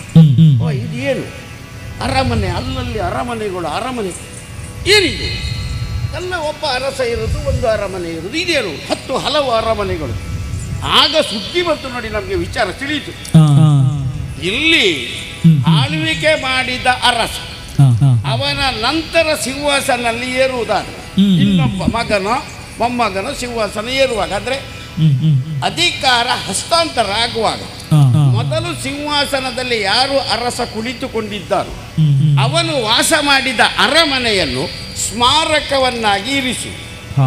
ಯಾರು ಸಿಂಹಾಸನವನ್ನು ಹೊಸತಾಗಿ ಏರ್ತಾನೋ ಅವನು ಒಂದು ಹೊಸ ಅರಮನೆಯನ್ನು ಕಟ್ಟ. ಅಲ್ವಾ? ಇಂಥದ್ದು ಎಲ್ಲಿಯಾದ್ರೂ ಉಂಟಾ? ಇಲ್ಲ. ಹಾಗಾಗಿ ಇಷ್ಟು ಹಳೆಯ ಅರಮನೆಗಳು ನೋಡಿ, ಅದು ಹಳೆಯ ಅರಮನೆ ಹಾಗೆ ಕಾಣುವುದಿಲ್ಲ, ನವನವೀನವಾಗಿ ಕಾಣ್ತಾ ಉಂಟು. ಯಾಕೆ ಅಂತ ಹೇಳಿದ್ರೆ ಅದಕ್ಕೆಲ್ಲ ವ್ಯವಸ್ಥೆ ಉಂಟು. ಅದು ಶುಚಿಗೊಳಿಸುವುದಕ್ಕೆ, ಅದಕ್ಕೆ ಬಣ್ಣ ಬಳಿಯುವುದಕ್ಕೆ ಎಲ್ಲದಕ್ಕೆ ವ್ಯವಸ್ಥೆ ಉಂಟು. ಹಾಗಾಗಿ ಎಲ್ಲ ಹಳೆಯ ಅರಮನೆಗಳು ಕೂಡ ಹೊಸ ಅರಮನೆಯ ಹಾಗೆ ನವನವೀನವಾಗಿ ಕಾಣ್ತಾ ಉಂಟು. ಹಾಗಾಗಿ ಇಲ್ಲಿಯ ಇದೊಂದು ವಿಶೇಷ. ಇದರಲ್ಲಿ ಇನ್ನೊಂದು ವಿಶೇಷ ಗೊತ್ತುಂಟ ನಿಮಗೆ? ಇಲ್ಲಿ ಕಾಣ್ತಾ ಉಂಟು ನೋಡಿ, ಇದು ಯಾರಿದ್ದು? ಅರಸ ವರ್ಹಿಪನದ್ದು.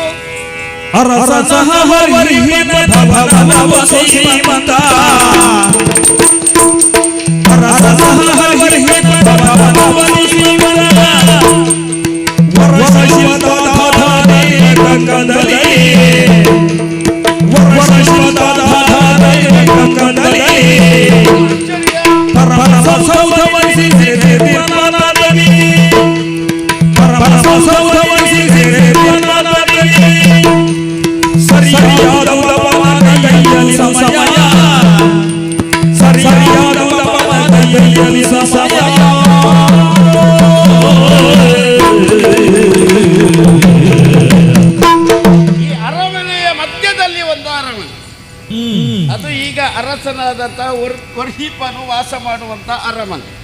ಸರಿ, ನೋಡಿ ಅರಮನೆಯನ್ನು ನೋಡಿ, ಬಹಳ ವಿಚಿತ್ರ ಮರ. ನನಗೂ ಆಶ್ಚರ್ಯ ಆಯ್ತು. ನಾನು ಚತುರ್ವೇದ ಷಟ್ಶಾಸ್ತ್ರ ಏನೆಲ್ಲ ಕಲಿಬೇಕೋ, ಏನೆಲ್ಲ ತಿಳಿಬೇಕೋ ಎಲ್ಲವನ್ನು ತಿಳಿದುಕೊಂಡದ್ದಿದ್ರೂ ಕೂಡ ಈ ವಿಶೇಷ, ಈ ವಿಚಿತ್ರ ಏನು ಅಂತ ನನಗೆ ಮಾತ್ರ ಅರ್ಥ ಆಗಲಿಲ್ಲ. ನೋಡಿ ಸರಿಯಾಗಿ ಅರಮನೆಯನ್ನು ನೋಡಿ, ಸರಿ ನೋಡಿ, ಅರಮನೆ ಎಷ್ಟು ವಿಶಾಲವಾಗಿದೆ. ಆದರೆ ಆ ಅರಮನೆ ಏಕ ಕಂಬದ ಮೇಲೆ ನಿಂತಿದೆ. ನೋಡಿ ನೋಡಿ, ಸರಿ ನೋಡಿ, ಒಂದು ಕಂಬದ ಮೇಲೆ ಅರಮನೆ ಉಂಟು. ಇದೇನು ಅಂತ ಕೇಳುವಾಗ ಜನರೆಲ್ಲ ಹೇಳಿದ್ರು, ಇಲ್ಲಿ ಒಬ್ಬ ಶ್ರೀಮಂತ ಅಂತ ಒಬ್ಬ ಶಿಲ್ಪಿ ಇದ್ದಾನೆ, ಆ ಶಿಲ್ಪಿ ಈ ಭವನವನ್ನು ನಿರ್ಮಿಸಿದ್ದಂತೆ. ಆಯ್ತಾ, ಆಮೇಲೆ ವಿಚಾರ ಕೇಳಿದೆ, ಈ ಭವನವನ್ನು ನಿರ್ಮಿಸಿದ ಶಿಲ್ಪಿ ಆಲೋಚನೆ ಮಾಡಿ, ಯಾರೂ ಮಾಡದ್ದನ್ನು ತಾನು ಮಾಡಿದ ಅಂತಾದರೆ ಸ್ವಲ್ಪ ಹಮ್ಮು ಬಿಮ್ಮು ಬರುವುದು ಸಹಜ. ಹಾಗೆ ಈ ಶ್ರೀಮಂತ ಎನ್ನುವವನಿಗೆ ಸ್ವಲ್ಪ ಅಹಮುಂಟು ಅಂತ ಹೇಳಿ ಕೇಳಿದೆ. ಹೌದು, ಸ್ವಲ್ಪ ಅಹಮುಂಟು ಅಂತ ಕೇಳಿ. ಒಳ್ಳೆ ವಿಷಯ, ಒಳ್ಳೆ ವಿಷಯ. ನಾನು ಹುಡುಕ್ತಾ ಇದ್ದದ್ದೇ ಇಂಥವರು ಸಿಗಬೇಕು ಅಂತ. ಪ್ರಚಾರ ಸಿಗಬೇಕಾದ್ರೆ ದೊಡ್ಡ ವ್ಯಕ್ತಿಗಳು ಸಿಗಬೇಕು ಅಂತ ಹೇಳಿಲ್ಲ, ತಾಗುದಿದ್ರೆ ದೊಡ್ಡವರಿಗೆ ತಾಗಬೇಕು ಅಂತ ಹೇಳಿಲ್ವ. ದೊಡ್ಡವರಿಗೆ ತಾಗಿದ್ರೆ ಸುಲಭದಲ್ಲಿ ಹೆಸರು ಬರ್ತದೆ. ಹಾಗಾಗಿ ನಾನು ಒಂದು ಯೋಚನೆ ಮಾಡುವುದು, ಇವನ ಆ ಒಂದು ಅಹಂ ಅಂತ ಇದೆಯಲ್ಲ, ಅದನ್ನು ಇಳಿಸಬೇಕು ಅಂತ ಒಂದು ಪರೀಕ್ಷೆ ಏರ್ಪಾಡು ಮಾಡಿ. ಇವನಿಗೆ ಹೋಗಿ ತಾಗುವುದೇ, ಹಾಗಾಗಿ ತಡ ಮಾಡುವುದಲ್ಲ. ಈ ಶಿಲ್ಪಿಯ ವಿದ್ವತ್ತು ಏನು, ಶಿಲ್ಪಿಯ ಶಕ್ತಿ ಏನು ಎನ್ನುವುದನ್ನು ತಿಳಿದುಕೊಳ್ಳಬೇಕು. ಇವನಿಗೆ ಪಣಕ್ಕೆ ಕರಿಬೇಕು, ಅವನನ್ನು ನಾನು ಗೆಲ್ಲಬೇಕು, ಪ್ರಚಾರ ಗಿಟ್ಟಿಸಿಕೊಳ್ಳಬೇಕು. ಹಾಗಾಗಿ ತಡ ಮಾಡುವುದಲ್ಲ, ನೇರ ಅರಸನಲ್ಲಿಗೆ ಹೋಗ್ಬೇಕು.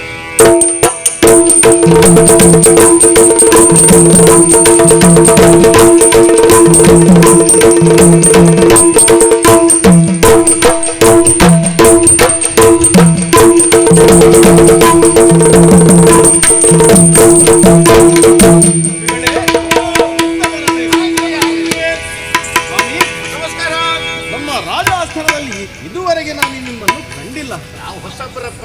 ಹಾಗಾಗಿ ತಾವು ಯಾರು, ಎಲ್ಲಿಂದ ಬಂದವರು, ತಮ್ಮ ಪರಿಚಯ ನನಗೆ ಆಗಬೇಕು. ತಿಳಿಸಬಹುದೇ? ಹಲವು ದೇಶಗಳ ಸುಸುತ್ತೈದಂತೆ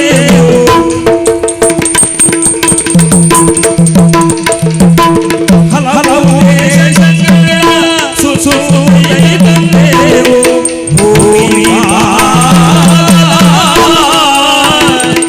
ನಾವು ಕಲಿತಿರುವೆವು ಶಾಸ್ತ್ರಗಳನ್ನು, ನಾವು ಕಲಿತಿರುವೆವು ಶಾಸ್ತ್ರಗಳನ್ನು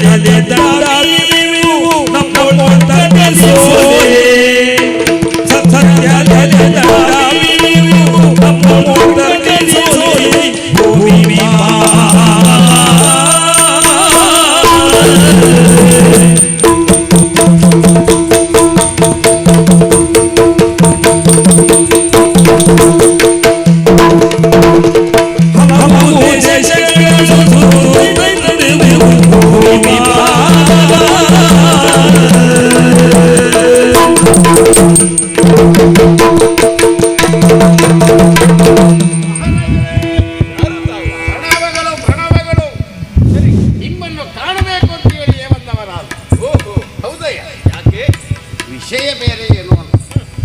ನಿಮ್ಮ ಇಲ್ಲಿರುವಂಥ ಕೆಲವು ವೈಚಿತ್ರ್ಯಗಳನ್ನು ಕಂಡು ಹೀಗೆ ನಿಮ್ಮಲ್ಲಿ ಸಂಭಾಷಣೆ ಮಾತಾಡಿಕೊಂಡು ಹೋಗುವ ಹಾಗೆ ಬಂದೆ. ಹಾಗಾಗಿ ನಿಮ್ಮ ನಾನು ಬಂದವನು ಪರದೇಶದಿಂದ ಬಂದವನ, ಇಲ್ಲಿಯವನಲ್ಲ, ಪರಕೀಯನ. ಹಾಗಾಗಿ ನನ್ನ ಪರಿಚಯ ನಿಮಗೆ ಆಗಲಿಕ್ಕಿಲ್ಲ.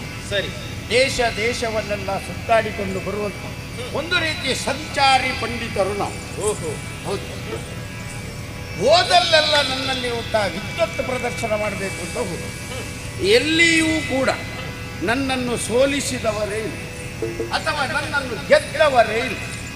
ಹಾಗಾಗಿ ನಿನ್ನ ಆಸ್ಥಾನಕ್ಕೆ ಬಂದಿದ್ದೆ. ಆಗಲಿ, ಇಲ್ಲಿ ನನ್ನದೊಂದು ವಿಚಾರ ಏನು ಅಂತ ಹೇಳಿ, ಏನು ನನ್ನನ್ನು ಸೋಲಿಸುವ ಪಂಡಿತ ನಿಮ್ಮ ಸಭೆಯಲ್ಲಿ ಇದ್ದಾರೋ? ಇದ್ದರೆ ಆಯ್ತು, ಆಕ್ಷೇಪ ಏನೂ ಇಲ್ಲ. ಸರಿ, ಒಂದು ವೇಳೆ ನಿಮ್ಮ ಸಭೆಯಲ್ಲಿ ಅಂತಹ ವಿದ್ವಾಂಸರು ಯಾರು ಇಲ್ಲ ಅಂತಾದ್ರೂ ಕೂಡ ನಿಮ್ಮ ಊರಿನಲ್ಲಿ ಯಾರಾದರೂ ಇದ್ರೆ ನನ್ನ ಮುಂದೆ ನಿಲ್ಲಿಸಬಹುದು. ಆದ್ರೆ ಒಂದು ವಿಚಾರ, ಏನದು? ನನ್ನ ಎದುರಿನಲ್ಲಿ ಯಾರು ಸ್ಪರ್ಧೆಗೆ ನಿಲ್ತಾರೆ, ಅದರಲ್ಲಿ ಯಾರು ಸೋಲ್ತಾರೆ. ಉದಾಹರಣೆಗೆ ನಾನು ಸೋತು ಅಥವಾ ನನ್ನ ಎದುರು ನಿಂತವರು ಸೋತವರಿಗೆ ತಲೆದಂಡ ಶಿಕ್ಷೆ ಉಂಟು. ಅವರ ತಲೆಯನ್ನು ಕತ್ತರಿಸಬೇಕು. ನಾನು ಸೋತ್ರೆ ನನ್ನ ತಲೆ ತೆಗೆಯುವುದು, ಅವನು ಸೋತ್ರೆ ಅವನ ತಲೆ ತೆಗೆಯುವುದು. ಪಂಡಿತರೇ, ಸರಿ, ಅರ್ಥವಾಯಿತು. ಆದರೆ ಇದಕ್ಕೆ ಸ್ವಲ್ಪ ಸಮಯಾವಕಾಶ ಬೇಕಾಗಿದೆ. ಯಾಕಂತ ಹೇಳಿದ್ರೆ ನೀವು ಹೇಳಿದಂತಹ ಪಂಥಾವಾಹನಕ್ಕೆ ಹಿಂಜರಿಯುವವರು ನಾವಲ್ಲ, ನಮ್ಮಲ್ಲಿಯೂ ಕೂಡ ಜನಪಂಡಿತರು ಇದ್ದಾರೆ. ಸರಿ, ಆಗಲಿ, ನಿಮ್ಮ ಪಂಥಾಹ್ವಾನಕ್ಕೆ ನಾವು ಸಿದ್ಧರಾಗಿದ್ದೇವೆ. ಅದಕ್ಕೆ ಬೇಕಾದಂತಹ ದಿನಾಂಕವನ್ನು ನಿಮಗೆ ತಿಳಿಸುತ್ತೇನೆ. ಆಗಬಹುದೇ? ಆಗಲೇ ತಾವಿನ್ನು ನಿರ್ಗಮಿಸಬಹುದು.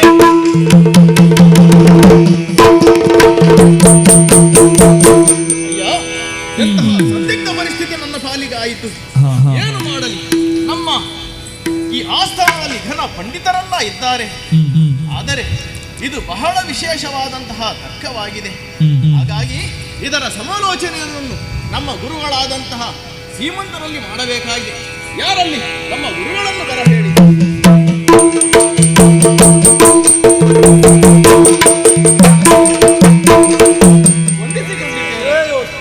ಗುರುಗಳೇ,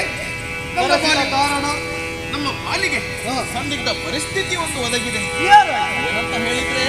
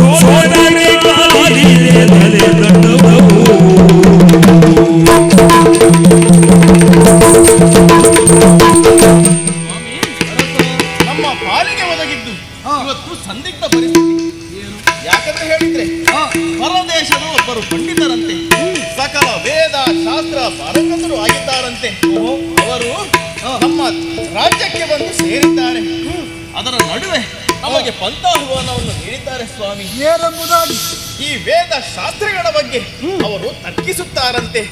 ಒಂದು ವೇಳೆ ಯಾರು ಸೋಲುತ್ತಾರೋ ಅವರ ತಲೆದಂಡ ಕೊಡಬೇಕೆಂದು ಹೇಳಿದ್ದಾರೆ. ಇದಕ್ಕೆ ಏನು ಮಾಡಬಹುದು ಸ್ವಾಮಿ? ಅರಸ ಸ್ವಾಮಿ, ಹೊರದೇಶದಿಂದ ಬಂದಂತಹ ಪಂಡಿತರು ಪಂಥಾವಾನವನ್ನು ನೀಡುತ್ತಾ ಇದ್ದಾರೆ. ಹೌದು ಸ್ವಾಮಿ. ಏನು ತರ್ಕಿಸಬೇಕು, ತತ್ವದ ನಿರ್ಣಯವಾಗಬೇಕು, ಒಂದೊಮ್ಮೆ ಸೋತರೆ ತಲೆದಂಡವಾಗಬೇಕು ಎಂಬಲ್ಲಿಗೆ ಸ್ವಲ್ಪ ಮಟ್ಟಿಗೆ ಆಲೋಚನೆಗಳನ್ನು ಮಾಡಲೇಬೇಕಾಗುತ್ತದೆ. ಹೌದು ಗುರುಗಳೇ. ಆದ್ರೆ ಒಂದು, ಎಲ್ಲಿವರೆಗೆ ಪರಮಾತ್ಮ ವಿಶ್ವಕರ್ಮನ ಅನುಗ್ರಹ ನಮ್ಮ ಮೇಲೆ ಇರುತ್ತದೆ ಅಲ್ಲಿವರೆಗೆ ಚಿಂತೆಯನ್ನು ಮಾಡುವ ಅಗತ್ಯ ಇಲ್ಲ. ವೇದಶಾಸ್ತ್ರಗಳಲ್ಲಿ ನೈಪುಣ್ಯತೆಯನ್ನು ಸಾಧಿಸುವವರು ನಾವಿದ್ದೇವೆ. ಹೆದರಬೇಡಿ, ಚಿಂತಿಸಬೇಡಿ. ತರ್ಕಕ್ಕೆ ದಿನವನ್ನು ನಿಗದಿಪಡಿಸಿ ನಿರೀಕ್ಷೆಯಲ್ಲಿ ನಾವಿರುತ್ತೇವೆ. ಆಗಲಿ ಸ್ವಾಮಿ.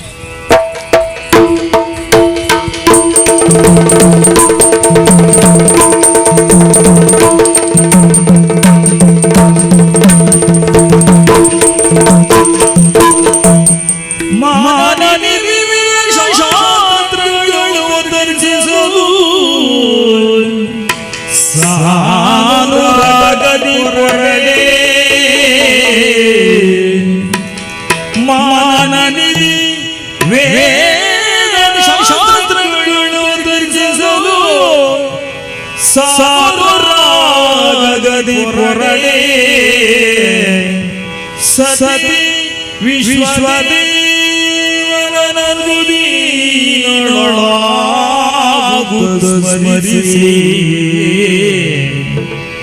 ಸತಿ ವಿಶ್ವದೇವನು ದೀನಲಾಗುತ್ತ ಸ್ಮರಿಸಿ ದೀಪ ಬೆಳಗಿಸಿ ಬದಿಗೆ ಜಯ ತಿಲಕವನು ಇಟ್ಟಳು.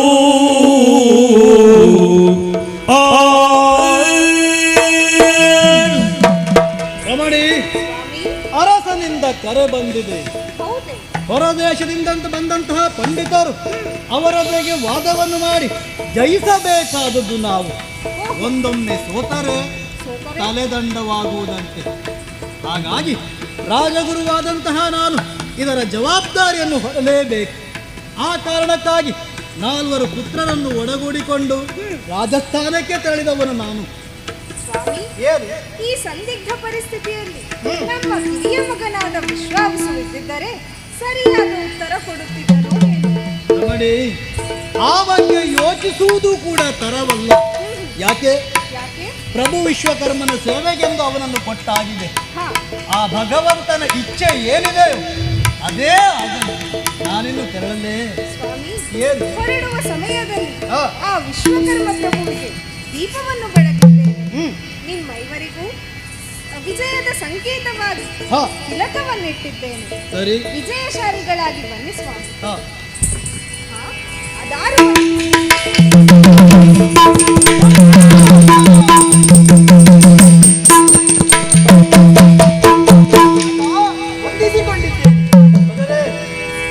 ನಿನ್ನ ಬರುವಿಕೆ ಎಂಬುದು ಬಹಳ ಸಂತೋಷವನ್ನು ತಂದಿದೆ ನನಗೆ.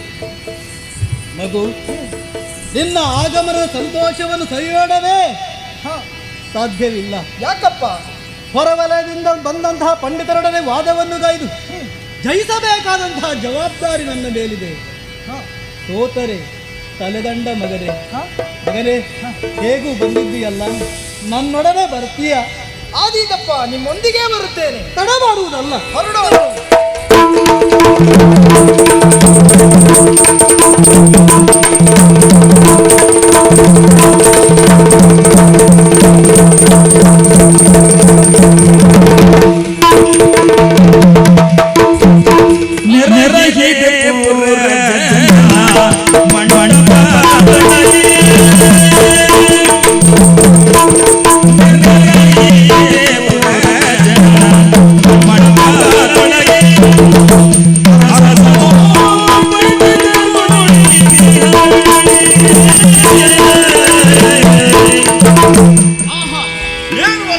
ಏನು ಅದ್ಭುತ! ನಾನು ಅಂದುಕೊಂಡಂತೆಯೇ ಈ ವಾದವನ್ನು ಚರ್ಚಿಸಲು ದಿನ ನಿಗದಿಪಡಿಸಿದ್ದೆ. ಆದರೆ ಇಂತಹ ಸ್ಥಳದಲ್ಲಿ ಭವ್ಯವಾದಂತಹ ಭವನವನ್ನು ನಿರ್ಮಾಣವಾಗಿದೆ. ಆಗಲಿ, ನಮ್ಮ ಪುರದ ಜನರೆಲ್ಲರೂ ಸೇರುತ್ತಾ ಇದ್ದಾರೆ. ಬನ್ನಿ ಸ್ವಾಮಿ, ಆಸನವನ್ನು ಸ್ವೀಕರಿಸಿ. ಆಗಲಿ, ನಮಗೆ ಎತ್ತರವಾದಂತಹ ಒಂದು ಆಸನವನ್ನು ಇಟ್ಟಿದ್ದಾರೆ. ನಾವು ಅಲ್ಲಿ ಕುಳಿತುಕೊಂಡು ಈ ಒಂದು ಸೌಂದರ್ಯವನ್ನು ವೀಕ್ಷಿಸಬೇಕಾಗುತ್ತದೆ. ಬಲಬದಿಯಲ್ಲಿ ಪಂಡಿತ ವರ್ಗದವರಿದ್ದಾರೆ, ಹಿಂಭಾಗದಲ್ಲಿ ರಾಜ ಪರಿವಾರದವರು ಬಂದು ಸೇರಿದ್ದಾರೆ. ಇತ್ತ ಕಡೆ ಮಹಿಳೆಯರು, ಇತ್ತ ಕಡೆ ಮಹಾನೀಯರು. ಆಹಾ, ಎತ್ತ ನೋಡಿದರೂ ಜನಸಮೂಹವೇ ತುಂಬಿ ಹೋಗಿದೆ. ಆದರೆ ಸಭೆಯನ್ನು ತರ್ಕಿಸುವಂತಹ, ವಾದವನ್ನು ಮಂಡಿಸುವಂತಹ ಪಂಡಿತರು ಬರಲಿಲ್ಲವಲ್ಲ. ಎಲ್ಲಿರಬಹುದು?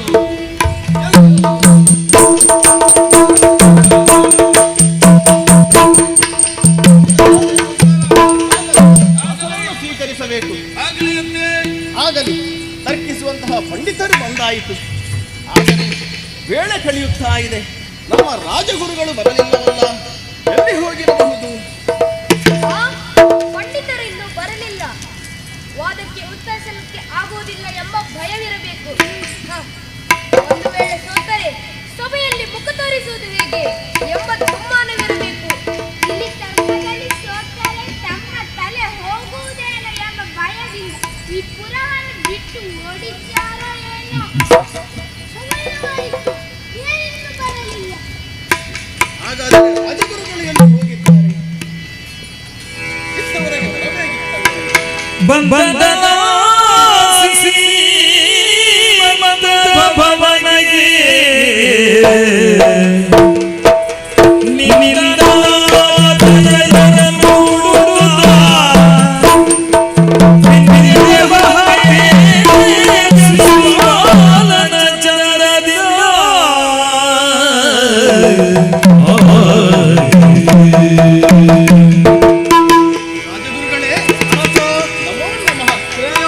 ಸ್ವಲ್ಪ ವಿಳಂಬವಾಯಿತು. ತಮ್ಮ ಆಸನವನ್ನು ತಾವು ಸ್ವೀಕರಿಸಿದ್ದೀರಲ್ಲವೇ? ತಮ್ಮ ಪುತ್ರರು ಕೂಡ ಆಸನವನ್ನು ಸ್ವೀಕರಿಸಲಿ. ಕುಳಿತುಕೊಳ್ಳುತ್ತೇನೆ. ಅವರ ಪರಿಚಯ ಆಗಲಿಲ್ಲ ನಿಮಗೆ? ಈಗ ಯಾರನ್ನು ತಿಳಿಯಲಿಲ್ಲ. ನನ್ನ ಕಿರಿಯ ಮಗ ವಿಶ್ವಾವಾಸು. ತೇಜಸ್ಸು ಏನು ತುಂಬಿದೆ, ಮುಖದಲ್ಲಿ ವರ್ಚಸ್ಸು ತುಂಬಿದೆ. ಆದೀತು ಸ್ವಾಮಿ, ಆಗಲಿ. ಎಲ್ಲರೂ ಬಂದು ಸೇರಿದಂತಾಯಿತು. ಸಮಯವನ್ನು ವ್ಯರ್ಥ ಮಾಡುವುದು ಬೇಡ. ಪಂಡಿತರೇ, ನಾವು ತರ್ಕಿಸುವಂತಹ ವಿಷಯವನ್ನು ಎಲ್ಲಿ ಮಂಡಿಸಬೇಕು? ಆದೀತೆ ಆಗಲಿಯಂತೆ. ಮಗಳೇ, ಆ ಪಂಡಿತರು ವಾದಿಸುವಂತಹ ವಾದಕ್ಕೆ ಸರಿಯಾದ ಉತ್ತರವನ್ನು ನೀಡಿ ಈ ರಾಜ್ಯದ ಮರ್ಯಾದೆಯನ್ನು ಕಾಪಾಡಬೇಕು ಸ್ವಾಮಿ. ಆಗಲೇ ವಿಷಯ ಮಂಡನೆ ಆಗಲಿ.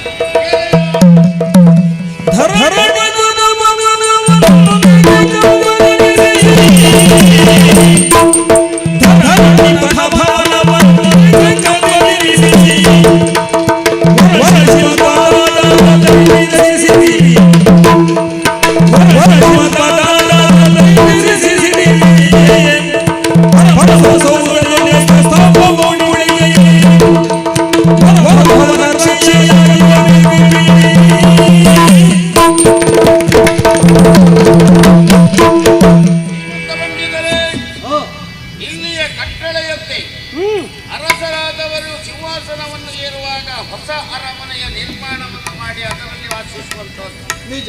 ಅಂತೆಯೇ ನೀವು ಅರಸ ವರ್ಗನಿಗೆ ನೀವು ಹೊಸ ಅರಮನೆಯನ್ನು ಕಟ್ಟಿಕೊಟ್ಟಿದ್ದೀರಿ. ಸತ್ಯ. ಶಿಲ್ಪದ ಆಧಾರದಲ್ಲಿ ಏಕ ಕಂಬದ ಮೇಲೆ ಆ ಅರಮನೆ ನಿಂತಿದೆ. ನನ್ನ ಪ್ರಶ್ನೆ ಇಷ್ಟೇ, ಏನು? ಈ ಕಂಬವನ್ನು ಕಿತ್ತು ಹಾಕಬೇಕು, ಆದರೂ ಅರಮನೆ ಅಂತೆಯೇ ಹೇಗಿದೆಯೋ ಹಾಗೆಯೇ ಉಳಿಯಬೇಕು ಎನ್ನುವುದು ನನ್ನ ಪ್ರಶ್ನೆ. ಅಲ್ಲದೆ ಇದು ಬಂತಾವನು ಹೌದು, ಇದು ನಿಮ್ಮಿಂದ ಆದೀತೆ. ಒಂದು ವೇಳೆ ಆಗದೆ ಹೋಯಿತು ಅಂತಾದ್ರೆ ನಿಮ್ಮ ಪರವಾಗಿ ಯಾರಾದರೂ ವಾದಿಸುವುದಿದ್ರೆ, ನಿಮ್ಮ ಪರವಾಗಿ ಯಾರಾದರೂ ಈ ಕಾರ್ಯವನ್ನು ಮಾಡುವುದಿದ್ರೆ ನಮ್ಮ ಆಕ್ಷೇಪ ಇಲ್ಲ. ಆದರೆ ಪಂಥದಲ್ಲಿ ಸೋತರೆ ನಿಮ್ಮದು ಅವನದ್ದು ಇಬ್ಬರದ್ದು ತಲೆ ಹೋಗಬೇಕು, ಇದು ವಿಷಯ.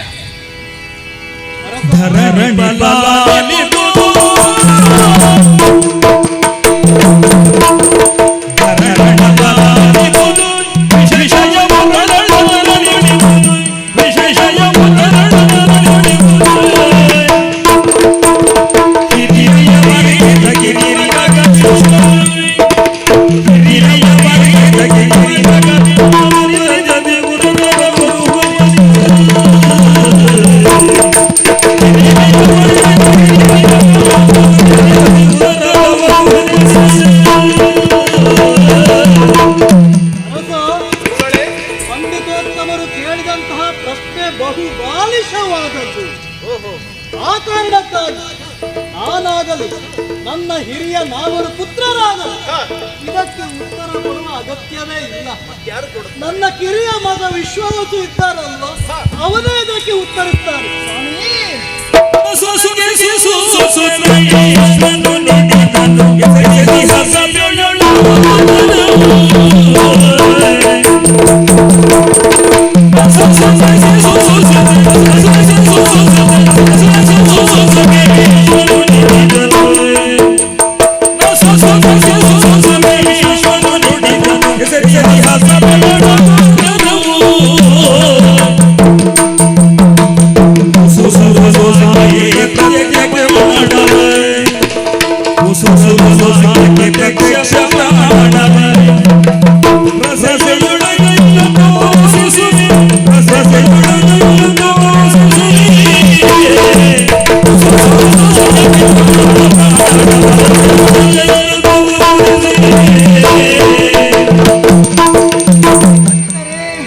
ನಿಮ್ಮ ಮಾತನ್ನು ಕೇಳುವಾಗ ನನಗೆ ನಗು ಬರುತ್ತಿದೆ ಸ್ವಾಮಿ.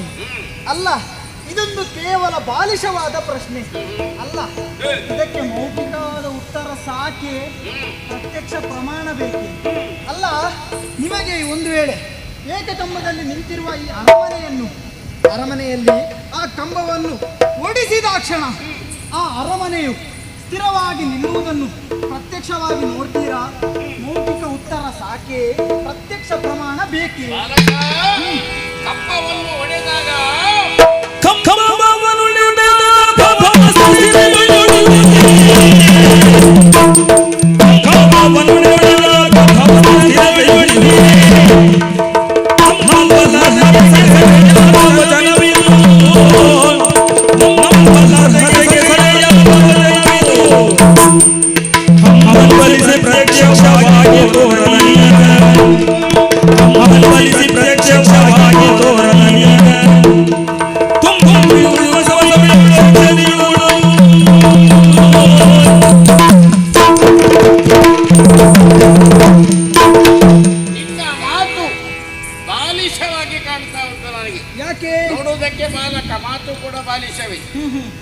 ಯಾಕೆ ಅಂತ ಹೇಳಿದ್ರೆ ಮೌಖಿಕ ಉತ್ತರ ಸಾಕೆ ಅಲ್ಲ ಪ್ರತ್ಯಕ್ಷವಾಗಿ ಪ್ರಮಾಣಿಸಿ ತೋರಿಸಬೇಕೆ ಅಂತ.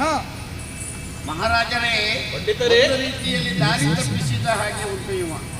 ನನ್ನ ವಾದವನ್ನು ತಪ್ಪಿಸಿಕೊಂಡು ಎಲ್ಲಿಯೋ ಜಾರುವ ಏನೋ ಉಪಾಯ ಮಾಡ್ತಾ ಇದ್ದಾನೆ. ಎಲ್ಲ ಹುಡುಗ ಮೌಖಿಕವಾದಂತದ್ದು ಸಾಲದು, ಪ್ರತ್ಯಕ್ಷ ಪ್ರಮಾಣಿಸಿ ತೋರಿಸಬೇಕು. ಅಷ್ಟೇ ತಾನೆ ಮಹಾರಾಜರೇ, ಪರೀಕ್ಷೆ ನಡೆದೇ ಹೋಗಲಿ, ಏಕಕಂಬವನ್ನು ಹೊಡೆಸಿ ಹಾಕಿ. ಯಾರಲ್ಲಿ ಆಳುಗಳು? ಆ ಏಕಕಂಬದಲ್ಲಿ ನಿಂತಿರುವಂತಹ ಭವನವಿದೆ ಕಂಬವನ್ನು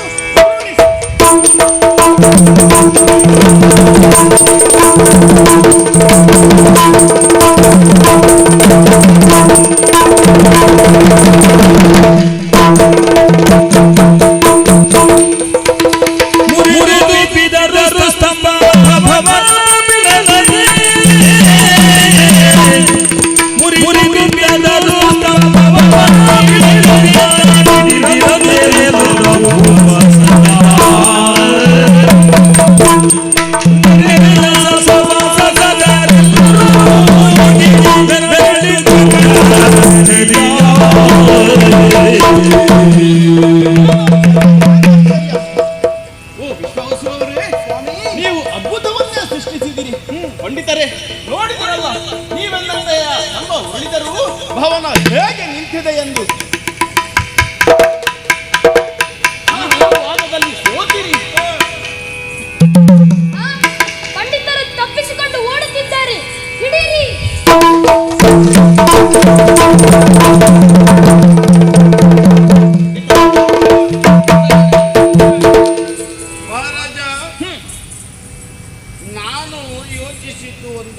ಏನದು ಇಲ್ಲಿ ಆದದ್ದು ಒಂದು, ಈ ಕಂಬವನ್ನು ಒಡೆದಾಗ ಈ ಅರಮನೆ ಉರುಳಿ ಬೀಳ್ತದೆ ಅಂತ.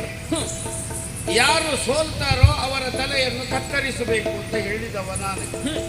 ಯಾಕೆ ಅಂತ ಹೇಳಿದರೆ, ತಲೆ ಕತ್ತರಿಸಬೇಕು ಅಂತ ಹೇಳುವಾಗ ನಿಮ್ಮ ಈ ಕಡೆಯವರು ನಿಮ್ಮ ಆಸ್ಥಾನದಲ್ಲಿದ್ದವರು ನಮ್ಮ ತಲೆ ಹೋಗಬಹುದು ಎಂಬ ಭಯದಿಂದ ನನ್ನಲ್ಲಿ ವಾದಕ್ಕೆದ್ದು ಬಂದದ್ದು. ಹಾಗೆ ಯಾಕೆ ಹೋದಲ್ಲೆಲ್ಲ ನನ್ನಲ್ಲಿ ವಾದ ಮಾಡಬೇಕು, ಗೆಲ್ಲಬೇಕು, ಸೋತರೆ ಅವನ ತಲೆ ಹೋಗಬೇಕು ಅಂತ ಹೇಳಿಕೊಂಡು ಬಂದವ.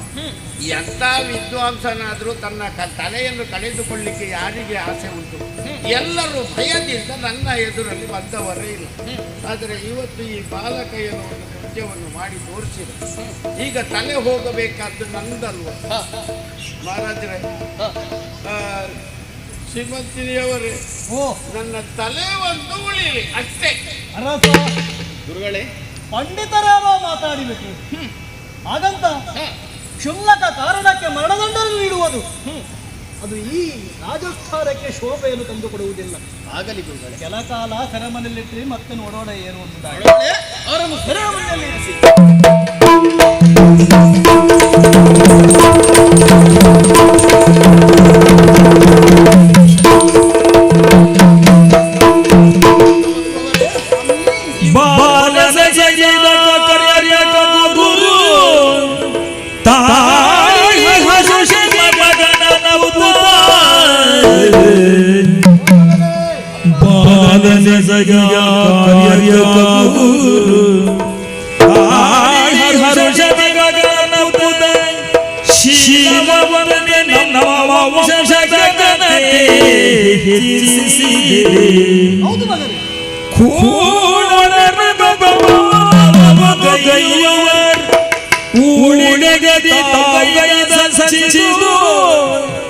ಬಾಳ ಸಿರಿಯ ಬಲದಿಯಲಿ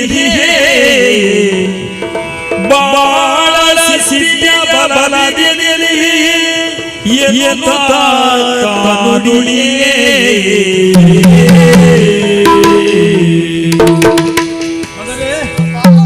ನೀನೆಸಗಿದಂತಹ ಕಾರ್ಯವನ್ನು ನೋಡುವಾಗ ಒಂದೆಡೆ ಸಂತೋಷ ಮತ್ತೊಂದೆಡೆ ಆಶ್ಚರ್ಯ ಮಗನೇ ಮಗನೇ ಮೂಳರಾದಂತಹ ಪಂಡಿತರದು ಒಂದು ಏಕಕಂಬದಲ್ಲಿ ಇರುವಂತಹ ಭವನವನ್ನು ಪುಡಿಗಟ್ಟಿ ಕುಹಕದಿಂದ ನಮ್ಮನ್ನು ಮರಣದಂಡಕ್ಕೆ ಗುರಿ ಮಾಡಿ ಅವಮಾನಿಸಬೇಕೆಂಬುದಾಗಿ ಬಂದವರು.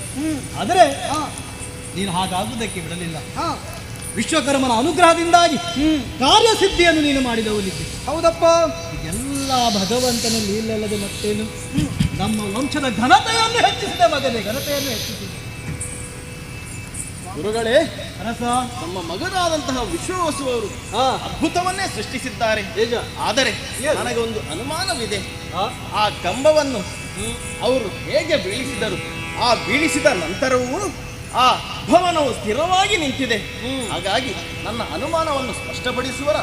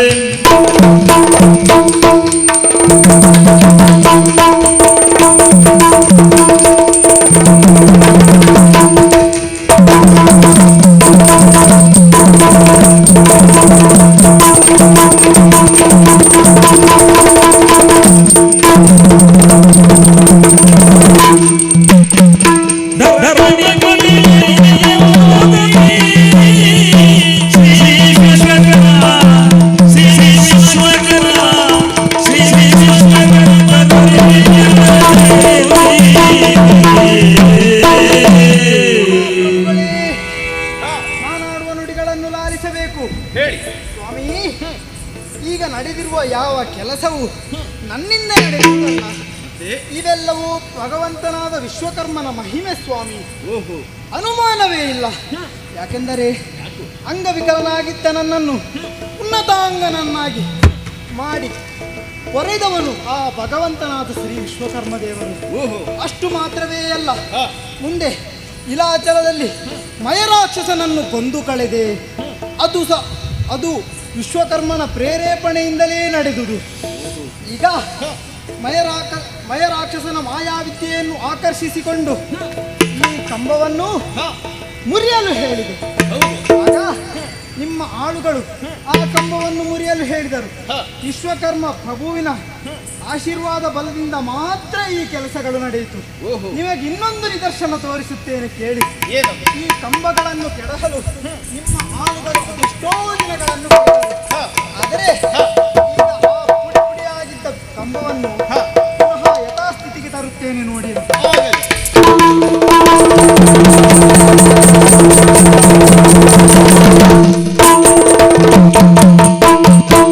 ನೋಡಿ, ಇದ್ಯಾವುದು ನಾನು ಮಾಡಿದ್ದಲ್ಲ ಸ್ವಾಮಿ. ಭಗವಂತನಾದ ವಿಶ್ವಕರ್ಮನ ಅನುಗ್ರಹ, ಆತನ ಆಶೀರ್ವಾದ ನಮ್ಮ ಮೇಲೆ ಸದಾ ಇರುವುದರಿಂದಲೇ ನನ್ನ ಕಮಂಡಲಿದ ಜಲವನ್ನು ಆ ಕಂಬಕ್ಕೆ ಪ್ರೋಕ್ಷಣೆ ಮಾಡಿದ ಕ್ಷಣ ಯಥಾಸ್ಥಿತಿಗೆ ಬಂದು ಕಂಬ ನಿಂತಿದೆ. ಇವೆಲ್ಲವೂ ಆ ವಿಶ್ವಕರ್ಮನ ಮಹಿಮೆ. ಅಷ್ಟು ಮಾತ್ರವೇ ಅಲ್ಲ,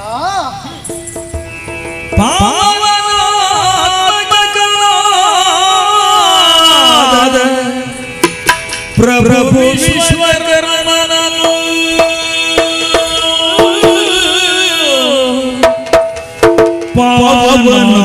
ಪಾವನಾತ್ಮಕನಾದ ಪ್ರಭು ವಿಶ್ವಕರ್ಮನನು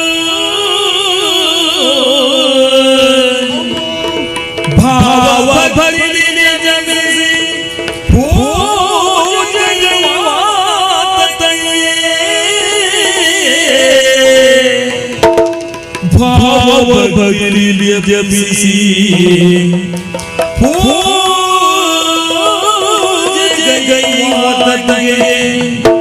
ಯಾವ ಕಾರ್ಯಗಳು ಅಸಂಭವವಲ್ಲ, ಯಾವ ಕಾರ್ಯಗಳು ಅಸಂಭವವಲ್ಲ, ನೋಡಲಿದು ಪಾಲನೆ ಲೀಲೆಯೋ, ನೋಡಲಿದು ಪಾಲನೆ ಲೀಲೆಯೋ.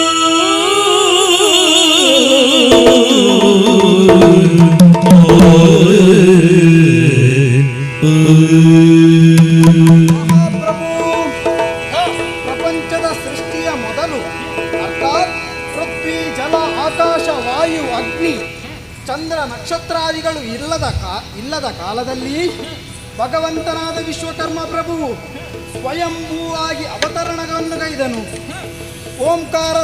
ಓಂಕಾರ ಮಾತ್ರದಿಂದ ಪಂಚಮುಖನಾಗಿ ಪ್ರಕಟಗೊಂಡನು. ಸದ್ಯೋಜಾತ, ತತ್ಪುರುಷ, ಅಘೋರ, ಈಶಾನ, ವಾಮದೇವ ಇವೇ 5 ಮುಖಗಳು ಸ್ವಾಮಿ. ಇದರಿಂದ ಬ್ರಹ್ಮಾಂಡವನ್ನು ಸೃಷ್ಟಿಸಿದ. ಅಷ್ಟು ಮಾತ್ರವೇ ಅಲ್ಲ, ಸೃಷ್ಟಿ ಸ್ಥಿತಿ ಲಯವನ್ನು ಕಾಪಾಡಲು ಪೃಥ್ವಿ, ಜಲ, ವಾಯು ಹಾಗೂ ತೇಜ ಎನ್ನುವ ಪಂಚತತ್ವಗಳನ್ನು ಹುಟ್ಟುಹಾಕಿದ. ನಂತರ ಅದಕ್ಕೆ ಬೇಕಾಗಿ ಮನು, ಮಯ, ತ್ವಷ್ಟ, ಶಿಲ್ಪಿ, ವಿಶ್ವಜ್ಞರೆಂಬ ಪಂಚಬ್ರಹ್ಮರನ್ನು ಸೃಷ್ಟಿಸಿದ. ನಂತರ ಪಂಚಶಕ್ತಿಗಳಾಗಿ ಆದಿಶಕ್ತಿ, ಪರಾಶಕ್ತಿ, ಜ್ಞಾನಶಕ್ತಿ, ಇಚ್ಛಾಶಕ್ತಿ, ಕ್ರಿಯಾಶಕ್ತಿ ಎಂಬ ಪಂಚಶಕ್ತಿಗಳು ಉದ್ಭವವಾಯಿತು. ನಂತರ ಪಂಚಗೋತ್ರ ಋಷಿಗಳಾದ ಸಾನಗ, ಸನಾತನ, ಸುಪರ್ಣಸ, ಪ್ರತ್ನಸ ಎಂಬ ಪಂಚ ಗೋತ್ರ ಋಷಿಗಳು ಆವಿರ್ಭವಿಸಿದರು. ನಂತರ ಅವರೇ ವೇದಗಳ ಪ್ರವರ್ತಕರಾದರು. ಋಗ್ವೇದ, ಯಜುರ್ವೇದ, ಸಾಮವೇದ, ಅಥರ್ವವೇದ, ಪ್ರಣವವೇದದ ಪ್ರವರ್ತಕರಾದರು. ಮುಂದೆ ಇದು ಪಂಚ ಕಸುಬುಗಳಾದ ಕಬ್ಬಿಣ, ಕಾಷ್ಟ, ಶಿಲೆ, ತಾಮ್ರ ಹಾಗೂ ಸುವರ್ಣ ಶಿಲ್ಪಗಳು ಆವಿರ್ಭವಿಸಿ ಪಂಚ ಕಸುಬುಗಳಾಗಿ ಹುಟ್ಟುಕೊಂಡಿತು. ಇವೆಲ್ಲವೂ ಶ್ರೀ ವಿಶ್ವಕರ್ಮನ ಲೀಲೆ. ಜಗದಾದಿ ರೂಪನು, ಜಗನ್ಯಾಮಕನು, ಜಗದಾದಿ ದೇವನೂ ಆದ ವಿಶ್ವಕರ್ಮನ ಅನುಗ್ರಹದಿಂದ ಇವೆಲ್ಲವೂ ನಡೆಯಿತು. ವಿಶ್ವಕರ್ಮನನ್ನು ಭಾವ ಭಕ್ತಿಯಿಂದ ಪೂಜಿಸಿದವನಿಗೆ ಆತ ಯಾವ ಮಾಡುವ ಕೆಲಸವು ಅಸಂಭವವಾಗಲಾರದು. ಅಷ್ಟು ಮಾತ್ರವೇ ಅಲ್ಲ, ಭಾವ ಭಕ್ತಿಯಿಂದ ಆತನನ್ನು ಪೂಜಿಸಿದರೆ ಯಾವುದೇ ರೀತಿಯ ಕೆಲಸಗಳು ನಿರ್ವಿಘ್ನವಾಗಿ ನಡೆಯುತ್ತದೆ. ಎಲ್ಲರಲ್ಲಿಯೂ ನಾನು ಮಾಡುವ ವಿನಂತಿ, ವಿಶ್ವಕರ್ಮ ದೇವರನ್ನು ಭಾವ ಭಕ್ತಿಯಿಂದ ಸಸ್ಯಾಹಾರಿಗಳಾಗಿ ಎಲ್ಲರೂ ಆತನನ್ನು ಧ್ಯಾನಿಸಬೇಕೆನ್ನುವುದು ನನ್ನ ನಮ್ರ ವಿನಂತಿ ಸ್ವಾಮಿ. ಆಗಲಿ ವಿಶ್ವವಸುವವರೇ, ನಿಮ್ಮ ವಚನಗಳನ್ನು ಕೇಳಿ ಬಹಳ ಸಂತುಷ್ಟನಾದೆ. ನಿಮ್ಮ ಆದರ್ಶವನ್ನು ನಮ್ಮ ಪ್ರಜಾಜನರು ಪರಿಪಾಲಿಸಬೇಕಾಗುತ್ತದೆ ಸ್ವಾಮಿ. ಇಂದು ನಮ್ಮ ರಾಜ್ಯದ ಘನತೆಯನ್ನು ತಾವು ಉಳಿಸಿದ್ದೀರಿ. ಅದಕ್ಕಾಗಿ ಈ ಒಂದು ಸುವರ್ಣ ಕಮಂಡಲವನ್ನು ನಿಮಗೆ ನೀಡ್ತಾ ಇದ್ದೇನೆ, ಸ್ವೀಕರಿಸಬೇಕು ಸ್ವಾಮಿ. ಈ ಕಥನವನ್ನು ಆಡಿದವರಿಗೂ, ಆಡಿಸಿದವರಿಗೂ, ನೋಡಿದವರಿಗೂ, ಕೇಳಿದವರಿಗೂ ವಿಶ್ವಕರ್ಮ ಭಗವಂತನು ಸನ್ಮಂಗಲವನ್ನುಂಟು ಮಾಡಲಿ. ಸರ್ವೇ ಜಗನ ಸುಖಿನೋ ಭವಂತು, ಸಮಸ್ತ ಸರ್ವಮಂಗಲಾನಿ ಭವಂತು.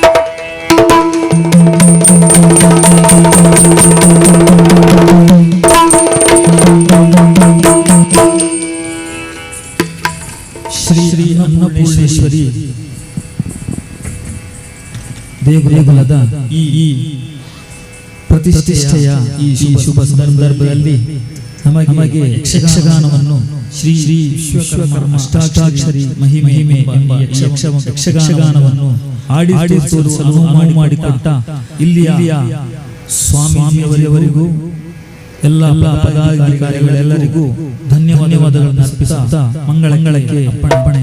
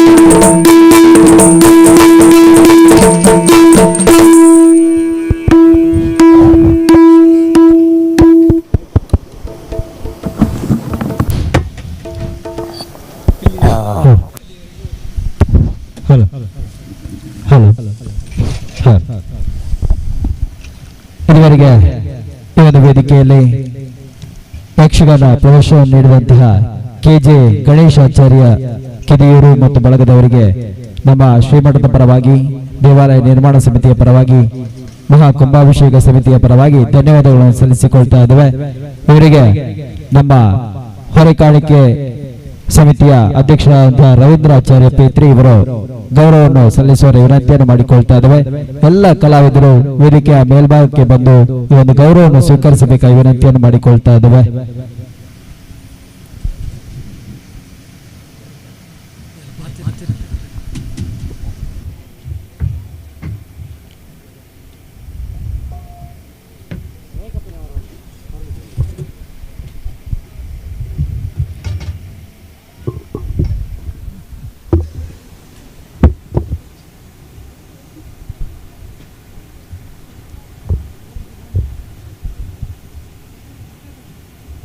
ಒಂದು ಯಕ್ಷಗಾನವನ್ನು ಪ್ರಸ್ತುತಪಡಿಸಿದಂತಹ ಎಲ್ಲ ಕಲಾವಿದರು ವೇದಿಕೆಯ ಮೇಲ್ಭಾಗಕ್ಕೆ ಬಂದು ಗೌರವವನ್ನು ಸ್ವೀಕರಿಸುವರೆ ವಿನಂತಿಯನ್ನು ಮಾಡಿಕೊಳ್ತಾ ಇದ್ದೇವೆ.